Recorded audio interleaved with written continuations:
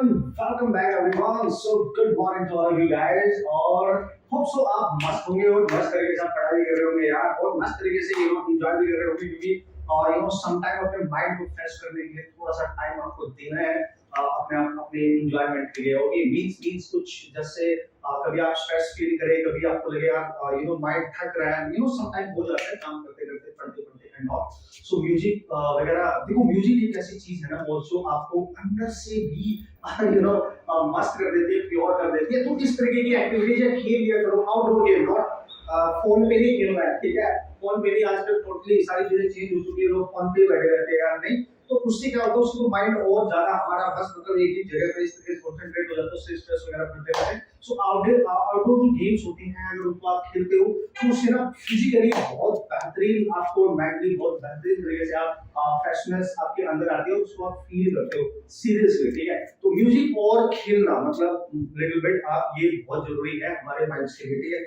और आप कभी भी आपने देखा होगा जब आप आपको लगता है कि यार आज मेरा मन थोड़ा अच्छा नहीं है और आज मैं थोड़ा अच्छा फील नहीं कर रहा हूँ तो म्यूजिक आपकी बहुत हेल्प करने वाला है या दोस्तों के साथ जो आपके बहुत अच्छे दोस्त उनसे बातें कर रहे हैं आप तो आज हम बात करने वाले हैं ग्रेविटेशन की ठीक है ग्रेविटेशन इंपॉर्टेंट चैप्टर है हर साल 1 से 2 क्वेश्चन 100% हमारे एग्जाम में आते हैं हर साल आते हैं 1 से 2 क्वेश्चन आते हैं इस बात का ख्याल रखेंगे तो ग्रेविटेशन से 1 to 2 क्वेश्चन मिनिमम पूछे जाएंगे या तो 1 या 2 तो से ज्यादा हो गए तो तुम्हारी किस्मत है ठीक है लेकिन 2 या 1 तो पक्का हमेशा आते हैं सो इतने मिनिमम क्वेश्चंस आपसे यहाँ से पूछे जा सकते हैं ठीक है सो यार जल्दी से इसको स्टार्ट करते हैं पैसेज का बेसिक फंडामेंटल में यहाँ पे आपसे डिस्कस करूंगा what is the significance of this chapter इसकी जो स्टार्टिंग है उसको किस तरीके से हम इसको डील कर सकते हैं और किस तरीके से अपने बेसिक फंडामेंटल कांसेप्ट को स्ट्रॉन्ग कर सकते हैं ये भी तो जानना जरूरी है ना बॉस ठीक है उसके बाद जो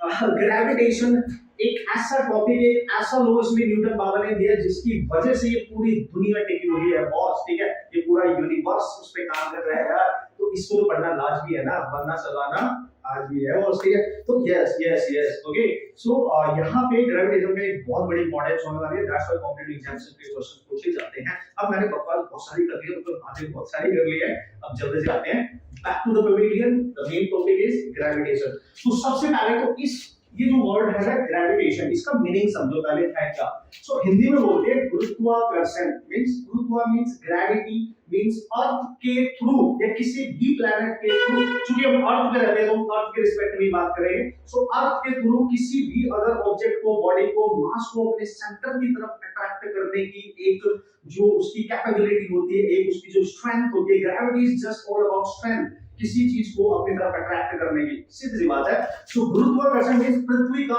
आकर्षण मींस अट्रैक्ट करना ठीक है अट्रैक्ट करना okay so gravitation is just you can say आप इसको इस तरीके से बोल सकते हो द फोर्स ऑफ अट्रैक्शन है ना you can say the force of attraction between to masses है ना द फोर्स ऐसे लिख सकता हूं मैं यहाँ पे of attraction okay sir the force of attraction between two okay two mass और बॉडीज भी आप लिख सकते हो ठीक है टू मासेस और बॉडीज बाद में इसकी जो भी कंडीशंस होंगी वो मैं आपको बता दूंगा फिलहाल आप ये देखें इन यूनिवर्स पूरे यूनिवर्स में कहीं भी आप इसको अप्लाई कर सकते हो इसलिए इसको यूनिवर्सल लॉ भी कहा जाता है इसलिए इसको यूनिवर्सल लॉ भी कहा जाता है इस बात का ध्यान रखने के बाद में डिस्कस कर लेंगे चलो सर ठीक है अच्छी बात है मतलब आप कहना चाह रहे हो ग्रेविटेशन एक टाइप का अट्रैक्टिव फोर्स होता है यस मैं यही कहना चाह रहा हूं आप ध्यान से देख सकते हो फोर्स ऑफ अट्रैक्शन किसके बीच किसी दो मास के बीच इस पूरे यूनिवर्स में या किसी दो बॉडीज मतलब दो मैटर के बीच में एक्ट करने वाला एक अट्रैक्टिव फोर्स जो होता है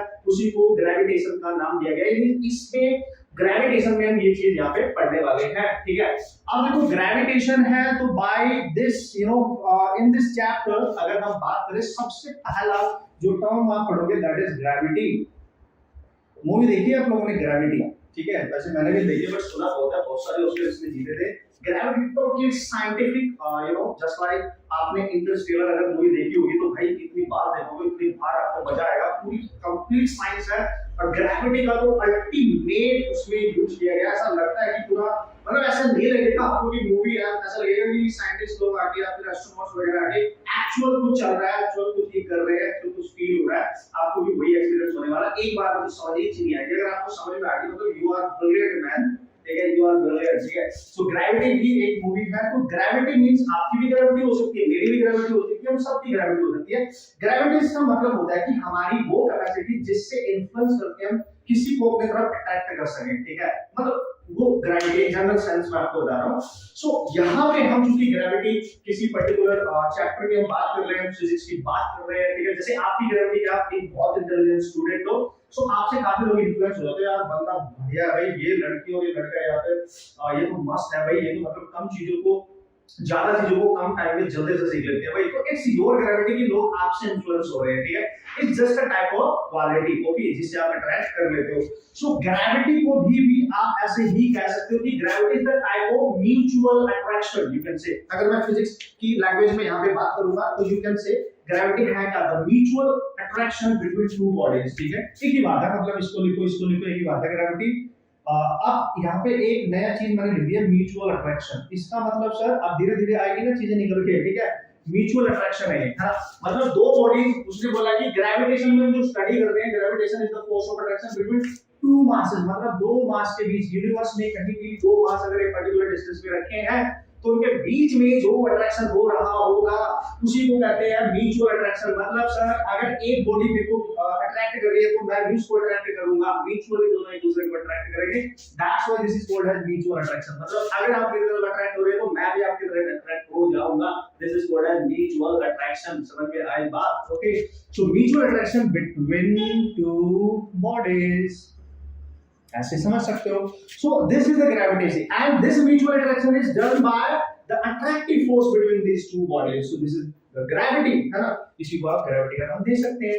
और ग्रेविटी ही वो चीज होती है ना। अभी मैंने आपको बोला था कि भाई ग्रेविटी की सबसे ज्यादा इंपॉर्टेंस है, जितने भी हम भी पूरी जो यूनिवर्स है, पूरा जो जैसे हम अर्थ पे हैं तो अर्थ पे हम रह रहे हैं, तो जितने भी प्लैनेट है उन सब की जो भी स्टेबिलिटी है वो इसी को कांसेप्ट पे डिपेंड है, सारी की सारी।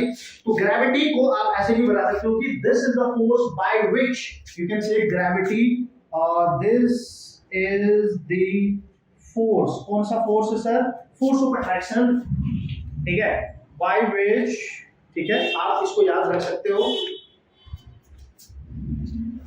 This is the force by which the planets, है ना, the planets, आप ऐसे भी बोल सकते हो कि जो planets होते हैं वो किसी भी ऑब्जेक्ट को अपनी तरफ अट्रैक्ट कर लेते हैं, अपने सेंटर की तरफ एक्चुअली अट्रैक्ट करते हैं। So this is the force by which the planets attract, okay, attracts any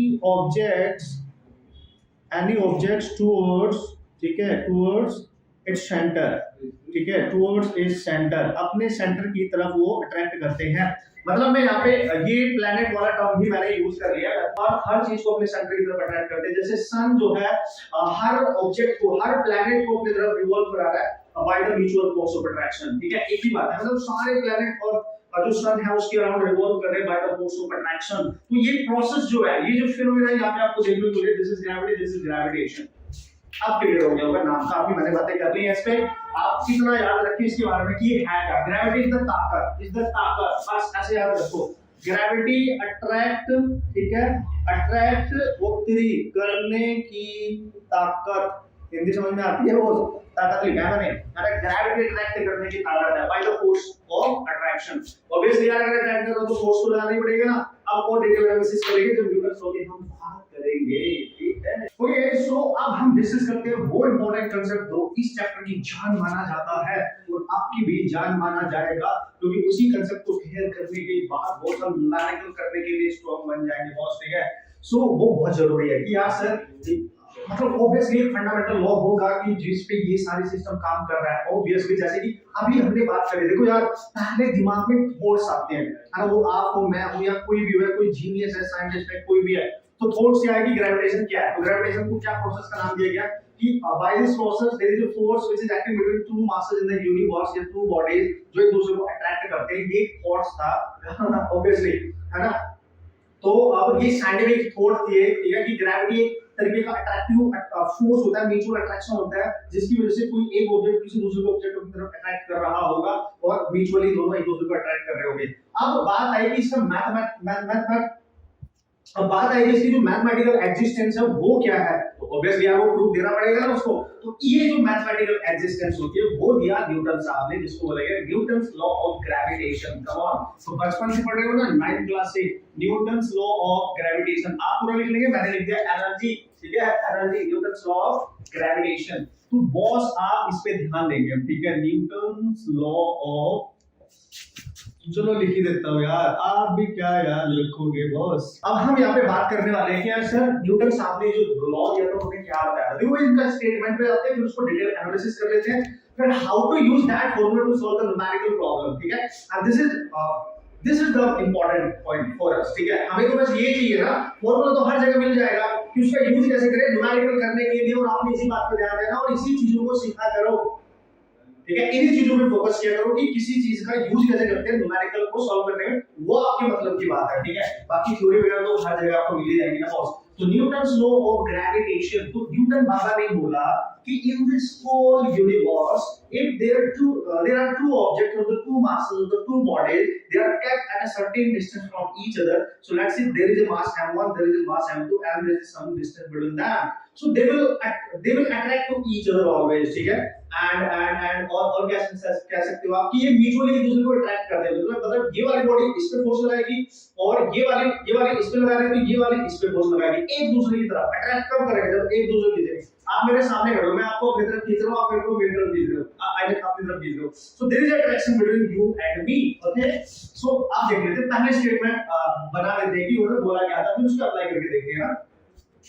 और ये इसको कैसे सर, कैसे, सपोज करो ये बोला गया कि एक पार्टिकल मास ये है m1 और एक दूसरा पार्टिकल इससे कुछ डिस्टेंस पे रखा है समथिंग m2। अच्छा एक चीज और बहुत ध्यान से समझना, वो ग्रेविटेशन अगर आपके बेसिक फंडामेंटल सारे क्लियर हो गए तो इलेक्ट्रोस्टैटिक को आप तोड़ोगे पकड़ के आपको फंसोगे ही नहीं इलेक्ट्रोस्टैटिक में। तो ग्रेविटेशन और इलेक्ट्रोस्टैटिक आप दोनों में सेम के लॉजिक चलेगा, बस यहाँ पे हमेशा अट्रैक्शन होता है, अट्रैक्शन और रिपल्शन दोनों ही होता है, ठीक है। तो बहुत ध्यान से इसको पढ़ेंगे, तो बिल्कुल मैं बोल रहा हूं आपको 80% इलेक्ट्रोस्टैटिक तो आपका ऐसे ही कवर हो जाएगा, ठीक है, इसी से हो जाएगा, ठीक है। तो चलो अब हम क्या करने वाले हैं, इनके बीच के जो डिस्टेंस है रंदी सर, वो क्या बोल रहा है कि ये वाली जो फर्स्ट बॉडी है जिसका मास m1 है, ये इसको अपनी तरफ अट्रैक्ट करेगी इसकी तरफ, ठीक है।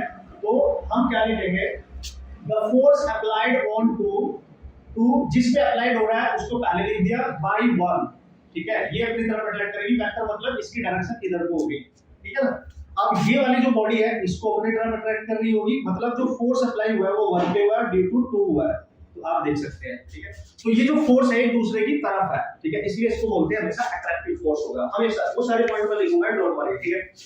तो न्यूटन बाबा ने ये बोला, फिर उन्होंने बोला ये जो फोर्स ऑफ अट्रैक्शन है, ये जो फोर्स ऑफ अट्रैक्शन है ये इस पे अप्लाई करेगा, ये इस पे, ये म्यूचुअल फोर्स है, मोस्ट इंपोर्टेंट है ये पॉइंट, ये म्यूचुअल फोर्स है। म्यूचुअल का मतलब जितना फोर्स ये इस पे अप्लाई करेगा उतना ही फोर्स ये भी इस पे अप्लाई करेगा। तो न्यूटन थर्ड लॉ जैसे बोलते हैं कि अगर इसने इस पे अप्लाई किया, इसने इस पे अप्लाई किया, तो मैग्नीट्यूड सेम होगा बट डायरेक्शन अपोजिट है, इसकी डायरेक्शन इसकी तरफ, इस वाले की डायरेक्शन इसकी तरफ है, तो वी कैन राइट इन दोनों का मैग्नीट्यूड सेम होगा, चाहे 1 2 पे अप्लाई करे या 2 1 पे। इसको कैलकुलेट करने का फॉर्मूला दिया था बाबा ने, क्या दिया था सर, g, मतलब g तो चलो गया तेल ले रहे, मान लें इनके बीच में कोई फोर्स लग रहा है F, दोनों को सेम ही है, हमने F मान लिया, तो उन्होंने बोला F is directly proportional to the product of the masses over the square of the distance between them, मतलब इनवर्स इनवर्स रिलेशन के थ्रू इस पे रिप्रेजेंट कर रहा है, यानी प्रोडक्ट ऑफ मासेस के डायरेक्टली प्रोपोर्शनल है और स्क्वायर ऑफ द डिस्टेंस के इनवर्सली प्रोपोर्शनल है, ऐसे आप समझेंगे। ये तो आपको पता भी होगा यार, मैं क्या बता रहा हूं, ये तो आपको पता होगा, लेकिन मैंने ये सिखाया है कि आप यूज कैसे करेंगे, तो दैट इज इंपॉर्टेंट, ठीक है, ओके। So cool. सो यार आपको एक क्वेश्चन में से आप पूछना चाहिए जो कि लोग नहीं पूछते हैं, मतलब नहीं पूछते, क्या बोलूं मैं, आप अपना खुद का दिमाग कभी लगाते ही नहीं, मतलब जो दिखा है, जो पढ़ा है, जो पढ़ा दिया है, हम बस वैसे ही पढ़ लेते हैं। ये प्रोडक्ट है, यहाँ पे मैंने लिखा था this force is depend upon the product of the two masses, ठीक है, ओके। तो अगर मैं इसको यहाँ से हटाऊं तो एक कांस्टेंट आया था g, एंड इसकी पूरी हिस्ट्री हम नहीं जानेंगे यहाँ पे, हम बस अपने कंसेप्ट पे हम काम करेंगे, ठीक है, वो कॉम्पिटिटिव एग्जाम की तैयारी कर रहे हो ऑब्वियसली, ठीक है। सो g is the gravitational constant, और इसके बारे में आप सबको पता होना चाहिए, this is the gravitational constant, and g की जो वैल्यू होती है 6.67 10⁻⁻11 होती है।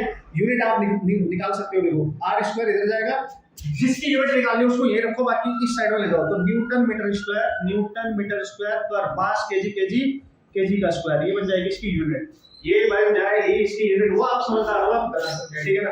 अब देखो मेन मुद्दे की बात क्या है, मेरी मेन अभी मैं इस पे पूरी वो एनालिसिस यहाँ पे नहीं कर रहा हूँ कि मतलब पूरी डिटेल में नहीं जा रहा हूँ, पहले में कुछ फंडामेंटल पॉइंट्स हैं जिन पे आप फोकस करने वाले हो, बहुत ध्यान से समझियो, ठीक है। Why this is called as mutual force and why this force is equal, ठीक है। म्यूचुअल फोर्स जो होगा अट्रैक्शन है, ये कोई एक्सटर्नल नहीं है, इनकी इंटरनल प्रॉपर्टी है, ये अट्रैक्ट कर रहे हैं, म्यूचुअल अट्रैक्ट कर रहे हैं।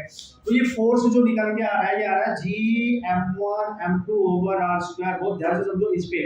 This is what, this is the product, this is the product of, ठीक है, टू मासेस, ठीक है, उन दो मासेस का एक प्रोडक्ट है जिनके बीच में फोर्स एक्ट कर रहा है, जिनके बीच में फोर्स एक्ट कर रहा है। सर कुछ सही तो है, यही तो पढ़ा था, क्या बात कर रहे हो आप, मतलब क्या बताना चाह रहे हो उसमें, रुको रुको, ठीक है। अब देखो, ठीक है, देखो अगर मैं आपको बोलूं, मैं ऐसे लिख रहा हूं G m1 plus m2 over r square, बहुत बेहतरीन बात आपको बताने जा रहा हूं बॉस, जो लोग नहीं पूछते हैं और बस वो पढ़ते चले जाते हैं, क्या ये गलत है।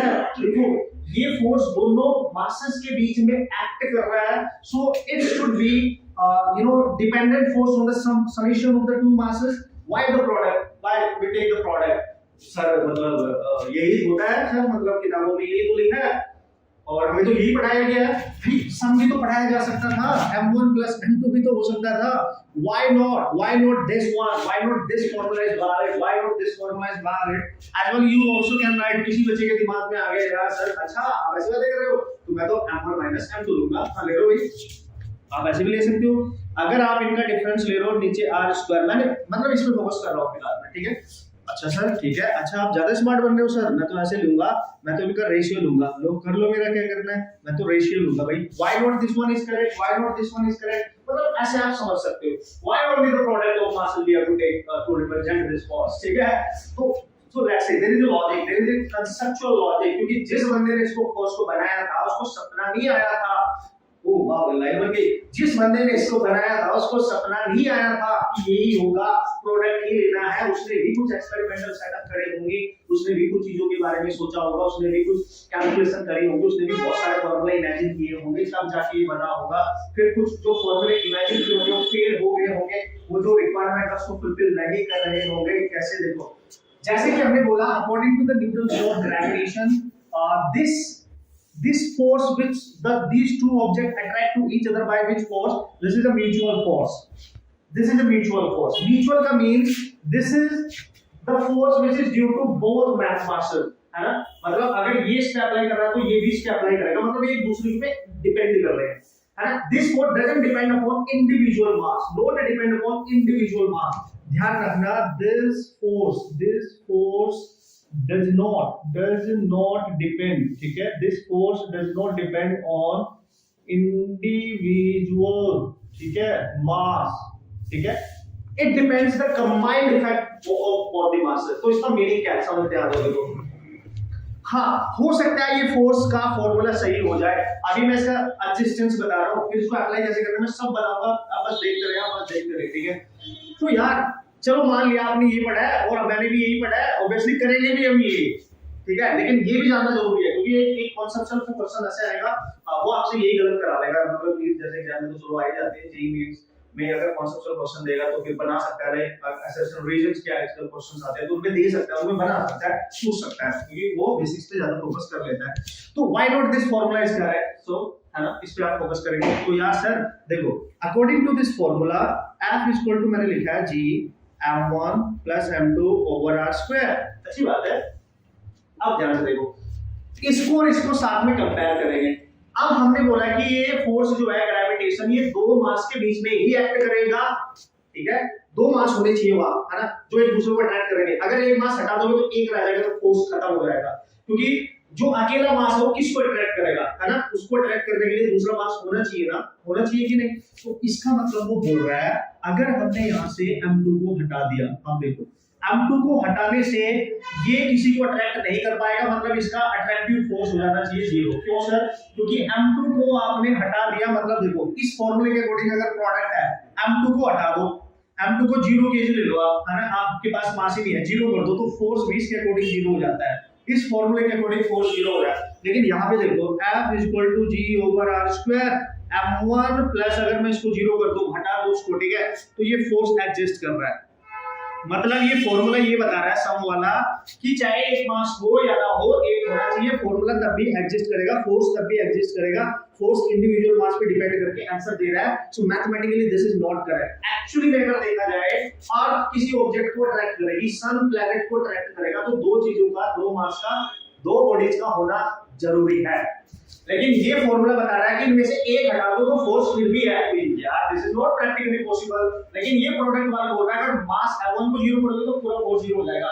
m1 को 0 करते ही ये किसी को अट्रैक्ट नहीं कर पाएगा, m2 को 0 करते ही ये नहीं अट्रैक्ट, मतलब ये सही चल रहा है, ये सही चल रहा है, ये प्रोडक्ट है, मतलब ये इनके कंबाइंड इफेक्ट पे डिपेंड कर रहा है, not the individual mass, but ये इंडिविजुअल मास पे डिपेंड कर रहा है formula. So this is not correct formula, इसलिए ये नहीं लिया गया, ये लिया गया। आई बात समझ में बस, इसलिए ये लिया गया, ये भी, क्योंकि ये मैथमेटिकली बता रहा है कि फोर्स तो एग्जिस्ट करेगा, एक ही मास होगा तब भी चलेगा। भाई ऐसा थोड़ा ही होता है, अट्रैक्टिव फोर्स है, ग्रेविटेशनल फोर्स है, दो मास के बीच में एक्ट करने वाला है। आई बात समझ में, देखा मस्त तरीके से, ठीक है। अब वैसे ही इसमें भी है तो आप खुद भी बता सकते हो, इसको हटा दो तब भी है, माइनस प्लस ही तो है यार, वो तो आप बता सकते हो। तो this is also not valid and this is also important formula, important factor about it. आपके दिमाग में ये भी आ सकता है, सर अच्छा चलो आप प्रोडक्ट ही ले रहे हो तो उनका रेशियो ले लो, लेके देखो अगर आप मास को 0 कर रहे हो, देखो 0 कर रहे हो ना, तो अगर इस वाले को हटा रहे हो तो G m1 upon r square 0 से डिवाइड करो तो 0 से ये पूरा इनफाइनाइट होगा।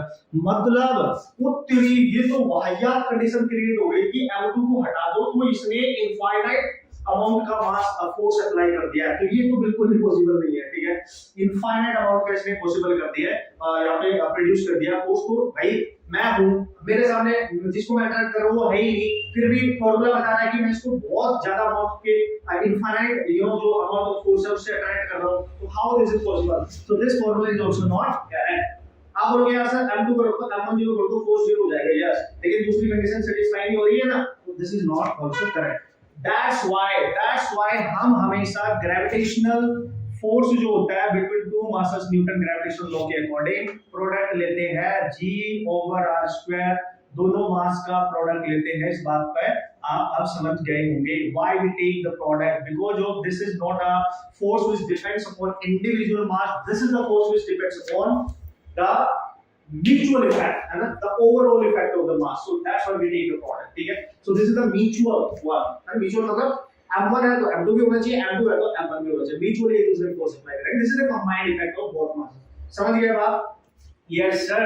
अब देखना भी मजा आएगा जब मैं क्वेश्चन दूंगा आपको, ठीक है, मजा आएगा, ठीक है। तो अब ये तो रहा इसका बेसिक डेफिनेशन का मीनिंग, अब इसको और अच्छे तरीके से देख लेते हैं, ठीक है। और अच्छे तरीके से कैसे देखेंगे सर, मतलब क्या बात करो, अभी बात करूंगा ना, अभी बात करूंगा ना, ठीक है। ओके दोस्तों, थोड़ी सी जानकारी हमने ले ली है अपने फोर्स से रिगार्डिंग। सबसे ज्यादा इंपॉर्टेंट था फोर्स का फॉर्मूला, तो हमें बचपन से याद है, but how to apply this and why this formula only will take to solve the mathematical problem, why this formula is actually exist, okay, why not the sum, why not the ratio, why not the difference। अब शायद ये आपके clear हो गया होगा, अपने लिए भी और अपने छोटे भाई बहनों के लिए भी, ठीक है। अगर वो आपसे छोटी क्लासेस में पढ़ रहे हो, ऑनलाइन 10th में 9th में, जब वो 11th में आएंगे तो आपसे क्वेश्चन करेंगे तो आप बता सकते हैं कि इसी पे क्यों दिया जाता है, प्रोडक्ट ही क्यों दिया जाता है। और आपको भी जब मैं क्वेश्चन दूंगा आप इस सोचने में मजबूर हो जाएंगे, तो अगर एडवांस ऐसा क्वेश्चन आ जाए तो यार हम तो गलती कर सकते थे यार, ऑब्वियसली मोस्ट ऑफ द लोग यहाँ पे गलती करते हैं। अगर मैं इसकी वेक्टर फॉर्म बता देता हूँ, फिर जल्दी जाता हूँ कि इसका यूज कैसे करेंगे, ठीक है। ओके, सो वेक्टर फॉर्म वैसे तो आप आराम से समझ सकते हैं यार, वेक्टर ही तो बताना है मैंने। ओके, तो अगर मेरे पास दो मासेस हैं तो m1 है सर और ये m2 है, और इसमें जो भी मटेरियल एनालिसिस यहाँ पे करने वाला हूँ वो न्यूमेरिकल करने के पर्पस से ऑसम तरीके से आपके लिए ऑसम होने वाली है। ओके, तो ध्यान से देखते रहना। तो उसने बोला अब हमें एक चीज पता है कि ये फोर्स हमेशा अट्रैक्टिव है, ठीक है, मतलब ये वाला बंदा इसको अट्रैक्ट करेगा, चलो भाई कर लो, तो 2 को अट्रैक्ट कर रहा है 1, और ये वाला बंदा इसको अट्रैक्ट करेगा तो 1 अट्रैक्ट कर रहा है, 1 को अट्रैक्ट कर रहा है 2, मतलब इन दोनों के बीच में जो फोर्स लग रहा है, ये अगर इसका मैं मैग्नीट्यूड बनाऊं और इसको मैं F नाम दे दूं, तो इनके बीच की जो डिस्टेंस है लेट्स सी R, तो F को हम वेक्टर फॉर्म में लिख सकते हैं minus G m1 m2 over R square into R cap. Vector form में यूनिट वेक्टर लेंगे ना, this is the unit vector, this is the unit vector, okay, this is the unit vector। और minus का मतलब क्यों? क्योंकि ये attractive होगा हमेशा अट्रैक्टिव इन नेचर, याद रखना attractive in nature always. Gravitational force हमेशा अट्रैक्टिव होगा, हमेशा एक मास दूसरे को अट्रैक्ट करेगा, दूसरा पहले को अट्रैक्ट करेगा, कैसे करेगा, अरे किस डायरेक्शन में करेगा, वो सब बताऊंगा। यू डोंट वरी, ठीक है, बस पहले देख लो। कभी अगर वेक्टर फॉर्म की जरूरत पड़े तो हमेशा ये ध्यान रखना एक्चुअली में है। But most important point is that, अच्छा आप इसको ऐसे भी लिख सकते हो कि सर यूनिट वेक्टर तो होता था vector divide by its magnitude, yes ऐसा भी लिख सकते हो। तो ऐसे कैसे आएगा देख लो, माइनस जी m1 m2 ओवर एक आर स्क्वायर पहले से ही है, इसकी जगह आर का मैग्नीट्यूड मतलब इसको तो आप आर ही लिख सकते हो, आर क्यूब हो जाएगा और यहाँ पे आर वेक्टर आ जाएगा। तो ऐसे भी लिख सकते हो, ऐसे भी लिख सकते हो। जैसे एग्जाम में कभी पूछ लेता है जो forming is the correct form in vector form is the correct expression for gravitational force. Okay, so ऐसे कर सकता है। ओके, आप क्या करेंगे सर? हाँ, मैं ये बोल रहा था कि टू सॉल्व न्यूमेरिकल, ये बहुत जरूरी है, टू सॉल्व न्यूमेरिकल्स, ठीक है, use the magnitude of this force only, ठीक है। कैसे सर, मतलब क्या बात कर रहे हो? मतलब ये साइन यूज नहीं करेंगे, बस हम यूज करेंगे जी m1 m2 over are square. बस हम इस बात पे फोकस करेंगे कि दोनों मास कितने हैं और उनके बीच की डिस्टेंस क्या है, बस वो और हमारा फोर्स आ जाएगा, ठीक है। जी तो कांस्टेंट है, वो हम सबको पता है। अब एक पॉइंट आपके दिल और दिमाग में यहाँ पे चल रहा होगा, क्या चल रहा होगा? अभी नहीं चल रहा होगा, अभी मैं बताऊंगा कैसे चलेगा, क्या चलेगा, ठीक है। तो जैसे मैंने आपको बोला कि दो बॉडीज हमेशा एक दूसरे को अट्रैक्ट करती है, तो अगर मैं बात करूं यहाँ पर, तो ये दो मार्कर है एक दूसरे के डिस्टेंस पे, इसका मास m1 मान लो, उसका मास m2, ये तो नहीं अट्रैक्ट कर रहे हैं, नहीं अट्रैक्ट कर रहे हैं, तो इनको तो अट्रैक्ट करना चाहिए एक दूसरे की तरफ, ये नहीं अट्रैक्ट कर रहे हैं। जैसे मैं हूं और ये मार्कर है, हम दोनों भी अट्रैक्ट नहीं कर रहे हैं, तो हमको अट्रैक्ट करने चाहिए थे। जबकि न्यूटन बाबा ने बोला पूरे यूनिवर्स में दो ऑब्जेक्ट के बीच, दो बॉडीज के बीच हमेशा अट्रैक्शन होगा, वो एक दूसरे को अट्रैक्ट करेंगे। तो यहाँ पे तो दिख नहीं रहा है अट्रैक्शन, तो फिर ये चक्कर क्या है सर? मतलब लेकिन अगर हम अर्थ की रिस्पेक्ट में बात करें, तो जब हम ये मेरे हाथ में है, ये मेरे हाथ में है, तो जब मैं इसको छोड़ूंगा तो ये नीचे गिरेगा। मतलब ये नीचे क्यों आ रहा है? मतलब कोई फोर्स इसको खींच रहा है, ना दिखने वाला फोर्स है कोई जो इसको खींच रहा है, मैंने आपको पकड़ा है, बस वो लग बात है। तो यहाँ से जब मैं छोड़िए क्यों गिर रहा है? ना मैं इसको खींच रहा हूँ फिर भी ये गिर रहा है, अनसीन फोर्स है। उसी को बोला अर्थ ने जो फोर्स लगाया होगा उसको बोला ग्रेविटेशनल जो फोर्स है, अर्थ अपने सेंटर की तरफ जो एक्ट कर रही है उसी को बोला mutual attraction which is given by the और, ठीक है। So there is attraction means earth का जो अट्रैक्शन होगा उस ऑब्जेक्ट के ऊपर, उस बॉडी के ऊपर अपने साइड, मतलब ये तो मूव करते हुए दिख रहा है, मैं ये कह रहा हूं, ठीक है, ये मूव करते हुए दिख रहा है। लेकिन अगर मैं इन दोनों को लेवल नहीं दिख रहा है, अब आ जाओ इस लॉजिक को क्लियर करते हैं। इस लॉजिक को, जैसे आप अपने दोस्त के साथ क्लास में बैठे हो तो आप दोनों तो अट्रैक्ट नहीं हो रहे हो, ठीक है। ये चक्कर क्या है भाई? जबकि न्यूटन ने तो बोला तो दो मास है, उनके बीच में अट्रैक्शन तो होना चाहिए ना। तो यार मैं क्या क्वेश्चन करने की कोशिश कर रहा हूं, ठीक है। ओके, तो जल्दी से उसको एक्सप्लेन करते हैं, उसको देखते हैं और उसके बाद अप्लाई करेंगे अपना ये concept to solve the numerical problem. पहले बेसिक लेवल पे सारे कांसेप्ट माइंड में क्लियर हो जाए, ठीक है। ओके, तो उसको जल्दी से देखिए जाए। Okay, let's see man, let's see. देखो भाई, एग्जांपल लूंगा मैं दो, उन्हीं से फंडा हो जाएगा आपको क्लियर। बहुत ध्यान से देखियो, वो एग्जांपल लूंगा मैं दो, उन्हीं से फंडा हो जाएगा आपको clear. Okay, so what is that sir? अब सबसे पहले मैंने कुछ मासेस लिए, ठीक है, ध्यान से देखो, कुछ मासेस लिए, ठीक है। मान लीजिए 10 केजी का है। अब बताओ दूसरा जो पार्टिकल है उसका मास क्या लूं? मान लिया ये कितना मानूं, कुछ भी मान लो, वो 1 केजी का है, 1 केजी मान लो, चलो जितना कम मान सकते हो। दोनों के बीच की कुछ भी डिस्टेंस ले सकते हो आप, दैट इज लाइक से 2 सेंटीमीटर या मीटर ले लो, चलो ठीक है, 2 मीटर की डिस्टेंस ले लो, इट्स ओके, ठीक है। अब मैंने बोला अगर आपसे पूछा जाए कि what is the force of attraction between them, what is the gravitational force of attraction between them, अगर ये आपसे पूछा जा रहा है तो क्या करेगा? तो देख भाई ध्यान से देखियो, बहुत जो मैं बताने की कोशिश कर रहा हूं, दोनों एग्जांपल एक साथ डिफाइन करूंगा। मान लिया अभी मैं जस्ट डायरेक्ट जा रहा हूं, मान लिया मैंने लिखा F = इसको मान लिया मैंने मास m1 और इसको मान लिया मैंने मास m2। तो फार्मूला होता है m1 m2 ओवर r² और इनटू g। अभी मैंने बस ये लिखा है, ठीक है जी। और इनके बीच में जो फोर्स लग रहा है, मतलब ये इसको अट्रैक्ट कर रहा है, ये और दोनों फोर्स तो सेम ही होते हैं, तो मैंने F1 मान लिया इस कंडीशन में। तो G जो होता है उसकी वैल्यू लिखो 6.67 into 10⁻11 लिख दी सर, लिख दी, इनटू मास m1 है 10, m2 है 1 एंड इनके बीच की डिस्टेंस है 2, 2 का कर दो स्क्वायर, ठीक है सर। F1 आ गया 6.67 और into 10 into 10⁻11 over 4, Is this clear now? So आप देख सकते हैं बॉस यहाँ पे इसका इसमें मल्टीप्लाई करेंगे तो F1 आ जाएगा 66.7 into 11 minus 11 10 to power divided by 4। तो अगर मैं इस 66 को इससे डिवाइड करूंगा अभी, ठीक है, तो कुछ न्यूमेरिकल वैल्यू आ जाएगी, तो इतना कुछ आएगा। लेकिन मेन मुद्दे की बात पता क्या है, ये मेन मुद्दे की बात है। तो ये जो फोर्स है ये 10 to power -11 के ऑर्डर में है, इस पे फोकस मत करो। ये -11 का मतलब 0.000000000 समथिंग जाके बहुत मिनिमम है, ये बहुत मिनिमम फोर्स है, नेग्लिजिबल मान सकते हो एक तरीके से। -11 पावर 0.00000, सोचो कितने जीरो लगाने पड़ रही है आपको यहाँ पे। तो ये बहुत मिनिमम है, मतलब 10 केजी और 1 केजी के बीच में एक्ट करने वाला फोर्स इतना कम है यार। हम 0.00 के बाद तो छोड़ ही देते हैं, यहाँ पे तो 11 तक जा रहा है। Try to understand. So this is minimum force. मतलब जब हम जनरली दो ऐसे ऑब्जेक्ट की बात करते हैं जिनका कंपैरेटिवली मास बहुत ज्यादा ना हो, भाई एक इंसान है, मतलब वो कितना वेट हो सकता है हार्डली उसका, मतलब नॉर्मल बंदे का देखा जाए तो 50 केजी ले लो, 60 केजी ले लो, 70 ले लो, फिर थोड़ा और अच्छे की और हैवी बॉडी की बात करोगे तो 100 ले लो, 120 ले लो, 130 ले लो, 140 ले लोगे, भले मान लो 200 भी ले लिया, तो भी ये फोर्स बहुत मिनिमम आ रहा है निकल के। इसलिए दो ऐसे ऑब्जेक्ट जो सिमिलर मास के होते हैं, जिनका मास ह्यूज अमाउंट में नहीं होता है, वो अट्रैक्ट करते हुए नजर नहीं आते, अट्रैक्ट करते हुए नजर नहीं आते। आप देखो बहुत ध्यान से समझना। सो this is very very very very less force. अब लेकिन अगर हम अर्थ की बात करें, एक ऑब्जेक्ट ऐसा ले लो जो बहुत हैवी हो, जिसका मास बहुत ज्यादा हो, और एक का मास बहुत कम हो, ठीक है। जैसे अर्थ किसी चीज को अपनी तरफ अट्रैक्ट करती है तो अट्रैक्शन हमें दिख जाता है। कोई भी चीज कहीं से टूटती है, गिरती है, तो नीचे गिरती हुई दिखाई दे रही है। तो कैसे सर, देखो मान लिया boss this is your earth है, तो अर्थ है, अर्थ है तो हम है तो अर्थ है लिख सकते हैं, हाँ यस ओके, हमारी भी औकात है बॉस, ठीक है।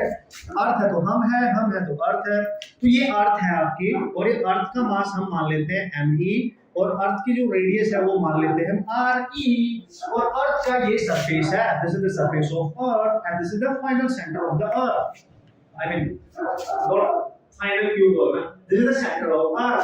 तो ये आपका अर्थ का सेंटर है, कुछ भी बोल रहा हूं कभी-कभी, ठीक है। तो एक ऑब्जेक्ट अगर अर्थ के सरफेस से ऊपर कहीं से छोड़ा जाए, ठीक है, मान लिया छोड़ दिया, ठीक है, इसका मास मान लो स्मॉल m, और कैपिटल इसका जो मास है वो इतना है, ठीक है जी। और इसके मास को आप कुछ मान लो, बताओ कितना मानूं मैं, 100 केजी मान लो, चलो मान लेता हूं, तुम भी क्या देखोगे, वैसे तो मैं कम मानने वाला हूं, पर 100 ही मान लेते हैं, तो क्या फर्क पड़ रहा है, ठीक है। 100 या 1 केजी भी मान सकते हो, आपकी मर्जी है, ठीक है। अब ये अर्थ अपने सेंटर की तरफ इसको खींचेगी, यानी this is the force applied by earth on this mass, इसको पार्टिकल मान लो p, ठीक है, और ये पार्टिकल इसको अपनी तरफ खींचेगा, फोर्स अप्लाइड बाय द बोलो पार्टिकल ऑन अर्थ, समझिए। तो क्योंकि इनका म्यूचुअल अट्रैक्शन होगा, न्यूटन्स लॉ के अकॉर्डिंग एक दूसरे को अट्रैक्ट करेंगे, एक दूसरे की तरफ करेंगे कि नहीं। अब इनके बीच में जो फोर्स है वो निकाल लेते हैं, सपोज फॉर इनके बीच जो फोर्स है वो हम निकालते हैं, उसको लिखेंगे F इक्वल टू, भाई देखो ये अर्थ इसको खींच रही है, पार्टिकल इसको अट्रैक्ट कर रहा होगा, तो फॉर्मूला बोलता है Gm1 m2 over r square. तो हम क्या लिखेंगे, हम लिखेंगे F equal to, and this is the force 2, ये एग्जांपल नंबर 2 है जो सिचुएशन में है, और इस सिचुएशन में जो फोर्स एक्ट कर रहा है इनके बीच में, उसको मैंने F2 मान लिया है ऐसे, ठीक है, जैसे कंपेयर कर सके हम F1 F2 को। तो क्या लिखेंगे सर, G तो एज इट इज रहेगा, दोनों के जो बीच की डिस्टेंस है, जब ये इसको अट्रैक्ट करेगी, ध्यान से समझना, जब ये अट्रैक्ट करेगी तो ये पार्टिकल इसके सरफेस तक यहाँ पे आके गिरेगा, यहीं पे गिरेगा ना, तो जब ये यहाँ गिरेगा तो ये यहाँ से अट्रैक्ट कर रही होगी अर्थ पार्टिकल को, यहाँ से अट्रैक्ट कर रही होगी, ध्यान से समझना, जब ये अर्थ के सरफेस पे होगा, ये अट्रैक्ट कर रही है, तो यहाँ से यहाँ तक की जो डिस्टेंस है, ये सेंटर से यहाँ तक, ये डिस्टेंस क्या होगी यार, इसकी रेडियस के equal, that is the radius of earth. Earth की रेडियस के ऊपर अगर वो पार्टिकल अर्थ के सरफेस के बिल्कुल क्लोज है ना, उस पे गिर रहा है, उस पे गिर रहा है, तो यहां से यहां तक के डिस्टेंस लेंगे अर्थ की रेडियस के स्क्वायर इनटू m1 मास, इसको m1 मान लो, और इसको अर्थ के मास को m2 मान लो। तो m1 है स्मॉल m और अर्थ का मास है me, चेक करेंगे आप प्लीज, ठीक है। अब बहुत मजा आने वाला है, बहुत ध्यान से आप समझना कि अगर मैं अर्थ जब किसी फोर्स से किसी ऑब्जेक्ट को अपनी तरफ खींच रही है, पेड़ से सेब टूट के नीचे गिर रहा है, कोई भी फ्रूट नीचे गिर रहा है, ये मारकर नीचे गिर रहा है, कोई मैं छत पे खड़ा होकर कुछ धक्का देते हुए नीचे गिर रहा हूं, तो एक मास अर्थ के सेंटर की तरफ अट्रैक्ट होता जा रहा है, जब तक उसके सरफेस पे नहीं गिर जाता। सरफेस पे गिरते हुए नीचे तो जा नहीं सकता, ठीक है ना। तो कितना फोर्स वहां पे एक्ट कर रहा है कि वो डायरेक्शन जो अर्थ और किसी ऑब्जेक्ट के बीच में हो रहा है वो हमें दिख रहा है, बट नॉर्मल दो ऑब्जेक्ट उनके बीच में नहीं दिख रहा है, ठीक है। तो वो डायरेक्शन देख लो किस वजह से है। चलो भाई ये जरा इसको देखो 6.67 into 10⁻11 into ये मास मैंने कुछ भी मान लो आप, मैंने 100 मान लिया, आप कुछ भी मान सकते हो, 100 into मास ऑफ अर्थ, याद है मास ऑफ अर्थ, याद है बॉस। चलो बता ही देता हूं 6 into 10⁻24 ऑर्डर है, इतनी बड़ी है और हमारी इसका मास 10⁻24 पॉजिटिव में है। तो सोचो 10000000024 कितना ज्यादा मास हो गया, ठीक है। और डिवाइड में आर रेडियस ऑफ अर्थ होती है 6400 किलोमीटर, मतलब 10⁻3 और इसका स्क्वायर भी करना है, इसका स्क्वायर भी करना है। अगर मैं थोड़ा सा एहसास आपको कराऊं 6.67 into 100 का मल्टीप्लाई कर दो तो 667 ही हो जाएगा और into 6 आ जाएगा और नीचे 64 है उसका स्क्वायर कर लेना और नीचे ये 5 है 3 5 10 हो जाएगा, 10⁻10 हो जाएगा सर, और ऊपर 10⁻11 है सर और 10⁻24 है। तो ये जो 10 है ये ऊपर जाएगा, देख लो ये 10 जो है ये ऊपर जाएगा। अगर मैं इसको एज इट इज भी लेके चलूं तो ये माइनस का 10 ऊपर जाएगा तो माइनस का 21 हो जाएगा और ये प्लस का 21 है, तो ये हो जाएगा 667 into 6 ओवर 64 का स्क्वायर इनटू ये माइनस, देखो 10 और जा रहा है ना 21, तो यहाँ 10⁻3 अभी भी बच रहा है। देखो कितनी ज्यादा वैल्यू होगी ये 10⁻3 है, यानी ये फोर्स बहुत ज्यादा है क्योंकि इसकी पावर पॉजिटिव में आ रही है, तो ये फोर्स दिखेगा, ये फोर्स दिखेगा। ध्यान से देखो अगर 64 के स्क्वायर से इसको आप डिवाइड करोगे भी तब भी 10⁻3 में है। ये इतना न्यूटन फोर्स आपको एक्ट करता है, मिनिमम अगर 1000 न्यूटन ही मान लो, कितना ज्यादा फोर्स है ये। मतलब अर्थ ने जो फोर्स अप्लाई किया किसी ऑब्जेक्ट पे अपने सेंटर की तरफ अट्रैक्ट करने के लिए, वो किसी दो नॉर्मल ऑब्जेक्ट के बीच में जो फोर्स है वो माइनस में है, उसकी जो पावर है वो बहुत कम है, मतलब उसकी जो पावर है नेगेटिव है, तो 0.000। तो आप देख सकते हो इसीलिए हमें अर्थ जब किसी चीज को अपने तरफ अट्रैक्ट करती है तो वो ऑब्जेक्ट नीचे आता हुआ नजर आता है। जब उसको कोई खींच नहीं रहा है, मतलब ग्रेविटेशनल फोर्स खींच रहा है, तो ना दिखने वाला force is called as gravitational force.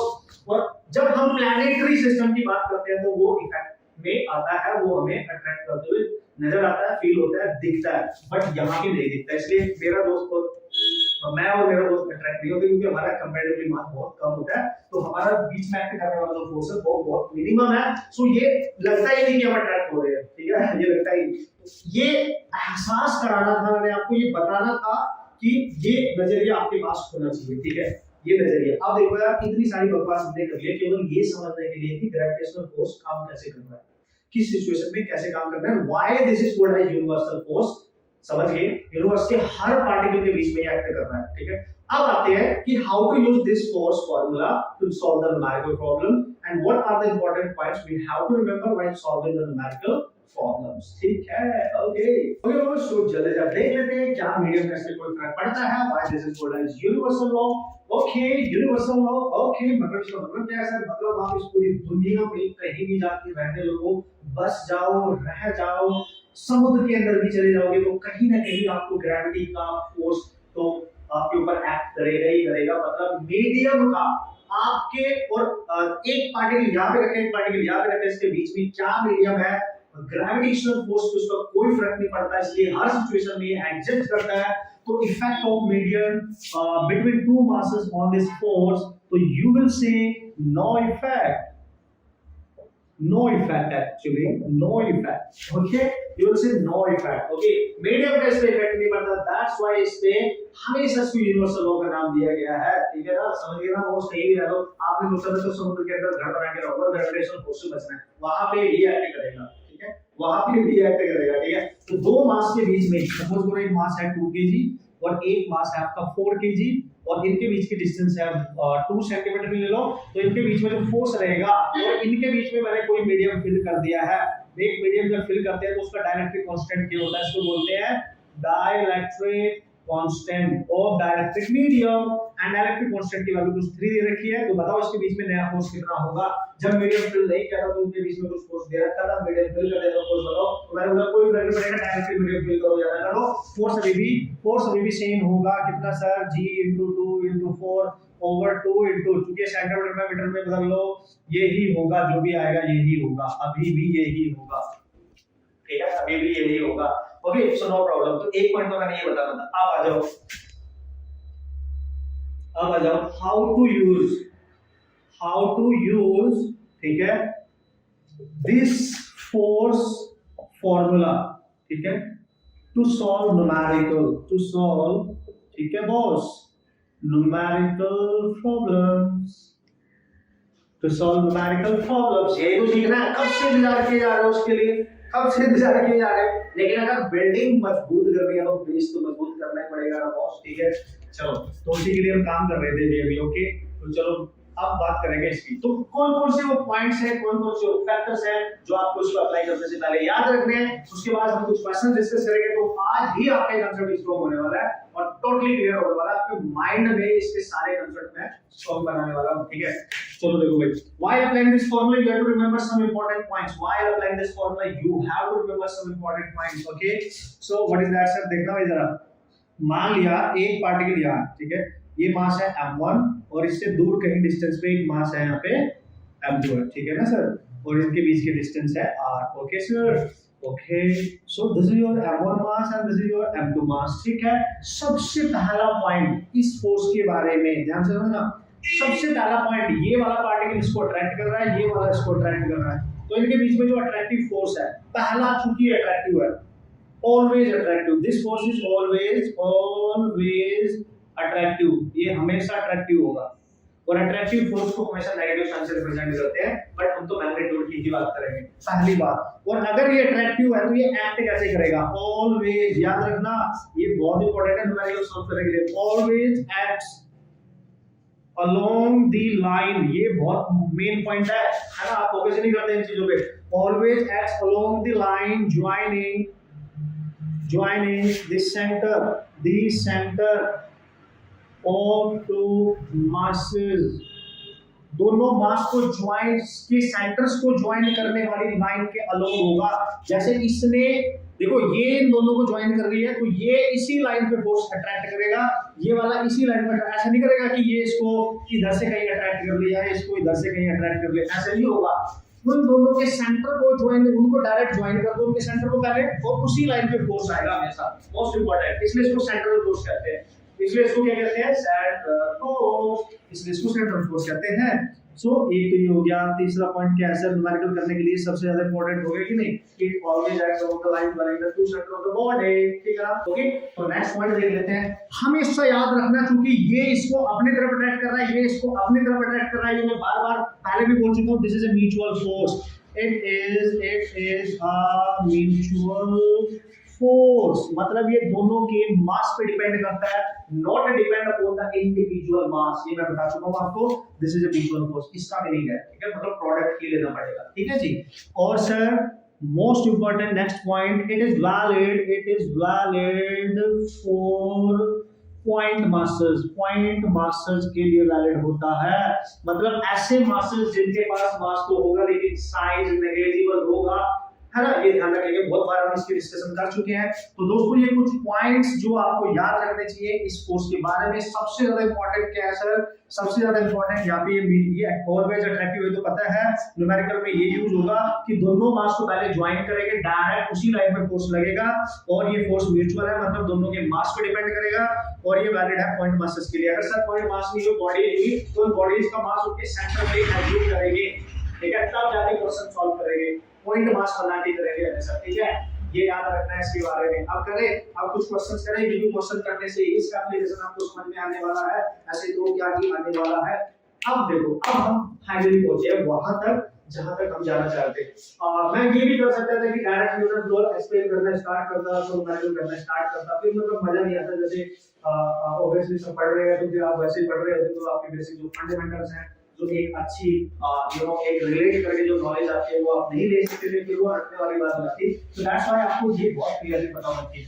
अब मैं हर तरीके का एग्जांपल्स यहां पे आपके साथ डिस्कस करने वाला हूं, जिससे इस कांसेप्ट को हम मस्त तरीके से सीख सकें, ओके। तो कुछ एग्जांपल्स मैं यहां पे कंसिडर करूंगा, जिससे कि आपको कंसेप्ट अप्लाई करना आ जाए, और जो ऑसम पैटर्न में आएंगे इसमें जो हम डिस्कस करने वाले हैं, इसमें क्योंकि मैं आपको काफी क्वेश्चन कराने वाला हूं, उस पूरे वीडियो में थोड़ा लेंथी होकर चलेगा, इट्स ओके, पर फोर्स से रिलेटेड सारे कंसेप्ट मैं यहां पे कंसिडर कर लूंगा, और उनको इसमें यूज करके आपको सारे कंसेप्ट डिलीवर करूंगा, जिससे आपके फंडे एकदम क्लियर हो जाएंगे इस पर्टिकुलर टॉपिक से रिलेटेड, ओके, इस पर्टिकुलर ओके, कंसेप्ट से रिलेटेड। ओके सर, तो सबसे पहला एग्जांपल अगर मैं यहाँ पे लेने वाला हूँ तो उसने बोला कि सपोज करो we have a mass of 10 kg and the other mass of 100 kg। ठीक है सर, तो आपसे पता क्या पूछेगा, इनके बीच की जो डिस्टेंस है कुछ भी मान सकते हो आप, क्या मालूम है आप 2 मीटर मान लेते हैं, मैं नॉर्मली जस्ट ले रहा हूँ। तो ये मास जो है 10 kg का, ये 100 kg का है, ये मास को आप m1 मान सकते हो और इस वाले मास को आप m2 मान सकते हो। तो आपसे पूछेगा which one of the following mass will apply the greater force। ठीक है, which will attract with greater force, कौन सा मास इसमें से ग्रेटर फोर्स के साथ अट्रैक्ट करेगा। चलो बताइए जरा, ये एक कंसेप्चुअल हो गया, जैसे आपको जो कंसेप्ट सीखा वो अप्लाई करना है तो सिखाना है यार, क्या बात कर रहे हो यार, ठीक है जरूरी है। सो वो बोल रहे हैं कि 10 kg का ये 100 kg का कौन सा इसमें से ज्यादा फोर्स के साथ अट्रैक्ट करेगा। बोलो जल्दी, ऑब्वियसली जिसका ज्यादा मास है, ठीक है ना, जिसका ज्यादा मास है, यही सोच रहे हो ना, सोच लो बॉस, आगे हो जाएंगे तो लड़ाई हो जाएगी, ठीक है, मेरे और आपकी लड़ाई हो जाएगी, ठीक है ठीक है। तो ये गलती होती है, मैंने क्या बोला था कि ये कम है ये ज्यादा है, ये तो होगा क्योंकि हम ग्रेविटेशनल फोर्स की बात कर रहे हैं, that is the mutual force which depend upon both mass, not depend upon the individual mass. ऐसा मत करना कि 100 वाले का फोर्स ज्यादा होगा और 10 वाले का कम होगा, नहीं, दोनों का इक्वल होगा। जो 100 वाला अप्लाई करेगा वही 10 वाला भी अप्लाई करेगा क्योंकि ये म्यूचुअल फोर्स है। अगर आप इसको मास m1 माना है तो m1 सेकंड को अट्रैक्ट करेगा और m2 फर्स्ट को अट्रैक्ट करेगा और ये दोनों सेम होते हैं, मैंने बताया था। तो जो ग्रेविटेशनल फोर्स होगा पहले ने दूसरे पे अप्लाई किया है, दूसरे ने पहले को, सेम ही होगा क्योंकि ये म्यूचुअल फोर्स होता है। तो वी कैन राइट, आप इसने इसको अट्रैक्ट किया या इसने इसको अट्रैक्ट किया, दोनों निकालो, फॉर्मूला एक ही है क्योंकि दोनों के प्रोडक्ट पे डिपेंड करता है ओवर आर स्क्वायर, दोनों के प्रोडक्ट पे डिपेंड करता है यार, क्या बात कर रहे हो यार, ठीक है यार। तो अब आप निकालोगे, बस मैंने बताना था कि ऐसे मत करना कि इसका ज्यादा होगा, कभी-कभी कॉन्सेप्चुअल क्वेश्चन ऐसे रिजल्ट में आ जाते हैं, तो प्लीज ध्यान रखिए इस बात का। If the force acting between these two masses depend upon both not the individual mass. तो अगर वो पूछेगा 100 का कितना फोर्स होगा इसके ऊपर या 10 का, तो सेम ही होगा ना, क्योंकि दोनों के मास की प्रोडक्ट ही जाएगा ना, तो सेम ही नहीं आएगा, आंसर निकल गया, ठीक है। तो ये हो गया, होप सो आपका फंडा ये क्लियर हुआ होगा। एग्जांपल नंबर 2 पे चलो, मैं क्या बात कर रहा हूं, हां चलना ही पड़ेगा ना सब, तो ठीक है। एग्जांपल नंबर 2 की बात कर लेते हैं। एक तो ये हो गया, और हां एक मैं मान के चल रहा हूं क्योंकि 10 kg है 100 kg है, तो फिर हम मानेंगे कि ये पॉइंट मास की तरह ये हम इनको कर रहे हैं कि ये सारे के सारा मास इनके सेंटर पे एक जगह एक्ट कर रहा होगा इस तरीके से। अब एग्जांपल नंबर 2 अगर मैंने ऐसा ले लिया दोस्तों, यहाँ पे ले लिया 2 kg, मैंने बोला सही है, यहाँ पे ले लिया 3 kg, मैंने बोला बहुत बढ़िया है, और इनके बीच में बिल्कुल सेंटर पॉइंट पे रख दिया 1 kg, सेंटर पॉइंट की बात कर रहा हूँ, और यहाँ से यहाँ तक की डिस्टेंस है a और ये डिस्टेंस भी है यहाँ से यहाँ तक a। तो आपको पहले कांसेप्ट अप्लाई करना तो आना चाहिए ना, अभी मैं न्यूमेरिकल पे नहीं जाऊंगा, ठीक है। जो चाहता हूँ, जो क्वेश्चंस आते हैं पहले कांसेप्ट अप्लाई करना भी तो है, सीखना भी तो है। वो लेगा फाइंड नेट फोर्स, अब ध्यान से समझ लीजिए, नेट फोर्स, और यही काम इलेक्ट्रोस्टैटिक में काम आएंगे ये सारे टेक्निक्स, ठीक है। Net force acting on 1 kg, जो 1 kg वाला है 1 kg मास पे कितना टोटल फोर्स एक्ट कर रहा है। अभी मैं जितने भी मास के एग्जांपल ले रहा हूं सब पॉइंट मास मान रहा हूं, पार्टिकल मास मान रहा हूं, not the any particular shape of the body, किसी बॉडी की बात नहीं कर रहा हूं, ठीक है जी। तो आप समझ जाएंगे, ठीक है। सो चलो, अब उसने क्वेश्चन में क्या बोला है पहले ये सब समझ लिया करो कि नेट फोर्स निकालना है किस पे, एक्टिंग ऑन 1 kg, मतलब इस बंदे की पिटाई होनी है इस बंदे की पिटाई होनी है, और ये सबसे बढ़िया लॉजिक होता है, सबसे बढ़िया तरीका होता है, जिस पे फोर्स निकालना उसको पकड़ लो, उसको पीटना है, तो उसको छुपा लो और बाकी जो बचे उसको पीटेंगे, उसको फोर्स अप्लाई करेंगे, ठीक है। मान लीजिए 3 लोग होते हैं, उनमें से एक को पीट रहे हैं, तो दो पीट रहे हैं ना, तो एक तो पीट ही रहा है। तो देखो इस पे फोर्स निकालना है, मतलब इसकी पिटाई होनी है, ठीक है। तो इसको छुपा के एक ये बचा एक ये बचे, दोनों उसको पीटेंगे, और पीटने का तरीका भी दोनों को क्या है, मजबूरी है क्योंकि मास के बीच में फोर्स है, तो अट्रैक्ट करके मारेंगे, नीचे इधर आ रहा है ऐसे मारेंगे, तो अट्रैक्ट करके मारेंगे, रिपेल नहीं कर सकते क्योंकि मास के बीच में हमेशा अट्रैक्शन, ठीक है। तो इसको मान लो आप m1 m2 और ये है m3, तो इसकी पिटाई होनी है, तो ये कैसे पिटेगा, अपनी तरफ अट्रैक्ट करेगा, कौन m1, तो उसकी फोर्स को लिख लो f1, ये क्या करेगा अपनी तरफ अट्रैक्ट करेगा, ठीक है। और देखो दोनों को ज्वाइन करने वाली लाइन पे है, पहले दोनों को ज्वाइन कर दिया, उसी लाइन पे है, इन दोनों को ज्वाइन करने वाली लाइन ये है, ये पॉइंट याद रखना, दोनों को ज्वाइन करने वाली लाइन पे आएगा, सेंटर होता है, तो ये अपनी तरफ अट्रैक्ट कर लेगा f2। अब देखो जिसकी पिटाई होगी उस पे दो फोर्स है, अगर मैं यहां बनाऊं उस पे 1 kg जो था 1 kg एक इधर को पीट रहा है, फोर्स अप्लाई कर रहा है, एक इधर को कर रहा है, तो अल्टीमेटली इस पे दो फोर्स आ गए। अब ये तो पता ही होगा ना यार, जब एक पॉइंट पे एक से ज्यादा फोर्स एक्ट करे तो उनका रिजल्टेंट निकालते हैं, और दोनों फोर्स एक ही लाइन पे एक दूसरे के अपोजिट है तो उनके बीच का एंगल कितना है 180 डिग्री। तो इस पे नेट फोर्स कितना होगा थर्ड वाले पे, इस पे नेट फोर्स निकालने के लिए आप देखेंगे ये फोर्स जा रहा है पॉजिटिव डायरेक्शन में, ये जा रहा है अपोजिट नेगेटिव डायरेक्शन में, आप देख सकते हैं। तो आप या तो F2 में से F1 को सब्ट्रैक्ट कर दो, F1 में से F2, नो प्रॉब्लम है। तो मैं लिख रहा हूं F2 माइनस F1। अरे ये पता होगा यार रिजल्टेंट कैसे निकालते हैं, थोड़ा सा बता देता हूं, हिंट दे देता हूं, आगे याद रखना। चलो अगले वाले क्वेश्चन में दे दूंगा, सो क्या ठीक है। सो नेट फोर्स मैं यहां पे लिख रहा हूं, तो F2 कैसे निकालेंगे सर, इसके इसने अप्लाई किया इस पे, तो इन दोनों के बीच में जो फोर्स होगा इन दोनों के, तो G M3 पे अप्लाई हो रहा है और M2 अप्लाई कर रहा है, उनके बीच की डिस्टेंस है A, तो यही तो होता है फॉर्मूला। फिर माइनस F1 किसने अप्लाई किया, 2 ने 1 पे, तो ये 2 और 1 के बीच में अप्लाई हो रहा है G, तो M3 पे अप्लाई हो रहा है इनटू M1 ने अप्लाई किया और दोनों के बीच की डिस्टेंस है A, तो A का स्क्वायर। अब आप जो भी है वैल्यू पुट कर लो, तो F नेट फोर्स कितना आएगा सर, तो आप देख सकते हो G M3 कितना है 1, M2 कितना है 3 ओवर A, तो A ही है, मैंने A की वैल्यू A ही मानी है। तो G M3 कितना है सर, M3 है 1, M1 कितना है सर 2, एंड A का स्क्वायर। आप देख सकते हो ऐसे कॉमन आ रहा है G बाई A स्क्वायर, अंदर बचेगा 3 माइनस 2, तो आप देख सकते हो यहाँ पे आंसर आ गया G by A square. This is your net force, positive आ रहा है, ठीक है ना। नेट फोर्स तो इस पे ओवरऑल फोर्स इधर को ही होगा, इधर से, ठीक है। तो वो तो चलो इट्स ओके, वो तो आप कर लेंगे। तो but how to apply this formula to solve the numerical, ये मैंने आपको बताना था, ये मैंने आपको बताना था। लेकिन छोटे लेकिन छोटे कांसेप्ट को सिखाने के लिए बेहतरीन क्वेश्चन माने जाते हैं, धीरे धीरे लेवल अप करूंगा, डोंट वरी अबाउट इट, बस पहले आपको सीख लो। अब चूंकि रिजल्टेंट निकालना है तो रिजल्टेंट वेक्टर आपको याद करना पड़ेगा कि एक पॉइंट पे दो वेक्टर क्वांटिटी एक्ट करे तो रिजल्टेंट कैसे निकालते हैं, वो सब आपको दोस्तों पता होना चाहिए, प्लीज है ना।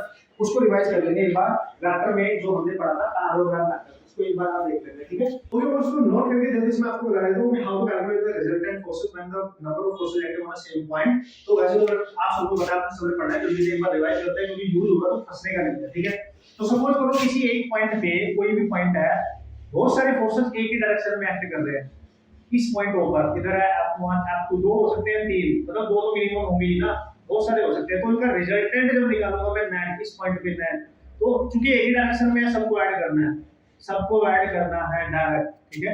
लेकिन अगर उस पॉइंट पे कुछ फोर्स इधर है जैसे F1 और इधर है, चूंकि ये फोर्स एक दूसरे के अपोजिट है, चूंकि ये एक ही डायरेक्शन में तो उनके बीच का एंगल 0 है, इसलिए सबको डायरेक्ट ऐड कर दिया, ऐसे भी याद रख सकते हो डायरेक्ट। चूंकि एक दूसरे के अपोजिट है, पॉइंट हो गई, ये इधर है, ये इधर है, इनके बीच का एंगल 180 है, 180 एंगल भी ये सब्ट्रैक्ट हो गए, तो इनका जो नेट रिजल्टेंट आएगा वो F1 F2 लिख सकते हो, या F2 F1 जो ज्यादा होगा उसमें से सब्ट्रैक्ट कर देना, तब इनका डिफरेंस वैल्यू दे, सबको पता है। पॉइंट नंबर 1, पॉइंट नंबर 2 ये याद रखना है। पॉइंट नंबर, अगर उस पॉइंट पर एक फोर्स इधर कहीं x एक्सिस पे लग रहा है, एक कहीं y एक्सिस पे लग रहा है, उनके बीच का एंगल 90 है, तो उनका रिजल्टेंट दोनों के बीच में यहां होगा, तो उनका जो नेट फोर्स होगा, क्योंकि एंगल उनके बीच में 90 है, तो नेट फोर्स आप निकाल सकते हैं अंडर रूट में जो x एक्सिस पे लग रहा है और जो y एक्सिस पे, जब भी 90 का एंगल होगा दोनों के बीच, तो रिजल्टेंट यहां से निकलेगा।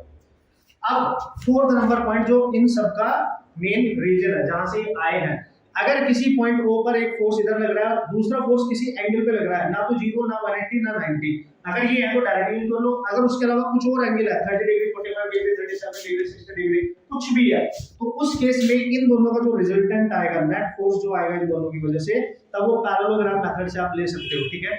कैसे सर, अंडर रूट में नेट फोर्स निकालने के लिए F1 square F2 square plus 2 F1 F2 cos theta, theta is the angle between two forces, बस हो जाएगा आपका। मतलब ये माइंड में रखना है, क्वेश्चन हो जाएगा, ये माइंड में रखने पॉइंट्स क्वेश्चन हो जाएगा, ये यही पॉइंट माइंड में रखने क्वेश्चन हो जाएंगे, don't worry about that. Component method use करना सब आपको आता होगा, ये रखो। अब आगे हम अप्लाई कर लेते हैं। एग्जांपल नंबर 3, एग्जांपल नंबर 3 4 5, लेकिन 3 क्या है, ठीक है 3। तो मैं क्या करूंगा सर, उसने बोला एक ट्रायंगल लेते हैं, एक मास यहां रख लेते हैं और एक मास यहाँ पे रख लेते हैं, और एक मास हमने यहाँ पे रख लिया है, ठीक है सर, और एक मास हमने यहाँ पे रख लिया, ठीक है जी, समझिए बात को। ये है कैपिटल M, ठीक है, ये मास है यहाँ पे जो रखा है कैपिटल M, ये सारे सेम मास है स्मॉल है। ये जो डिस्टेंस है ये A है, ये भी A है और ये B है। फाइंड, तो ये जो पॉइंट है ये O है, O पॉइंट है।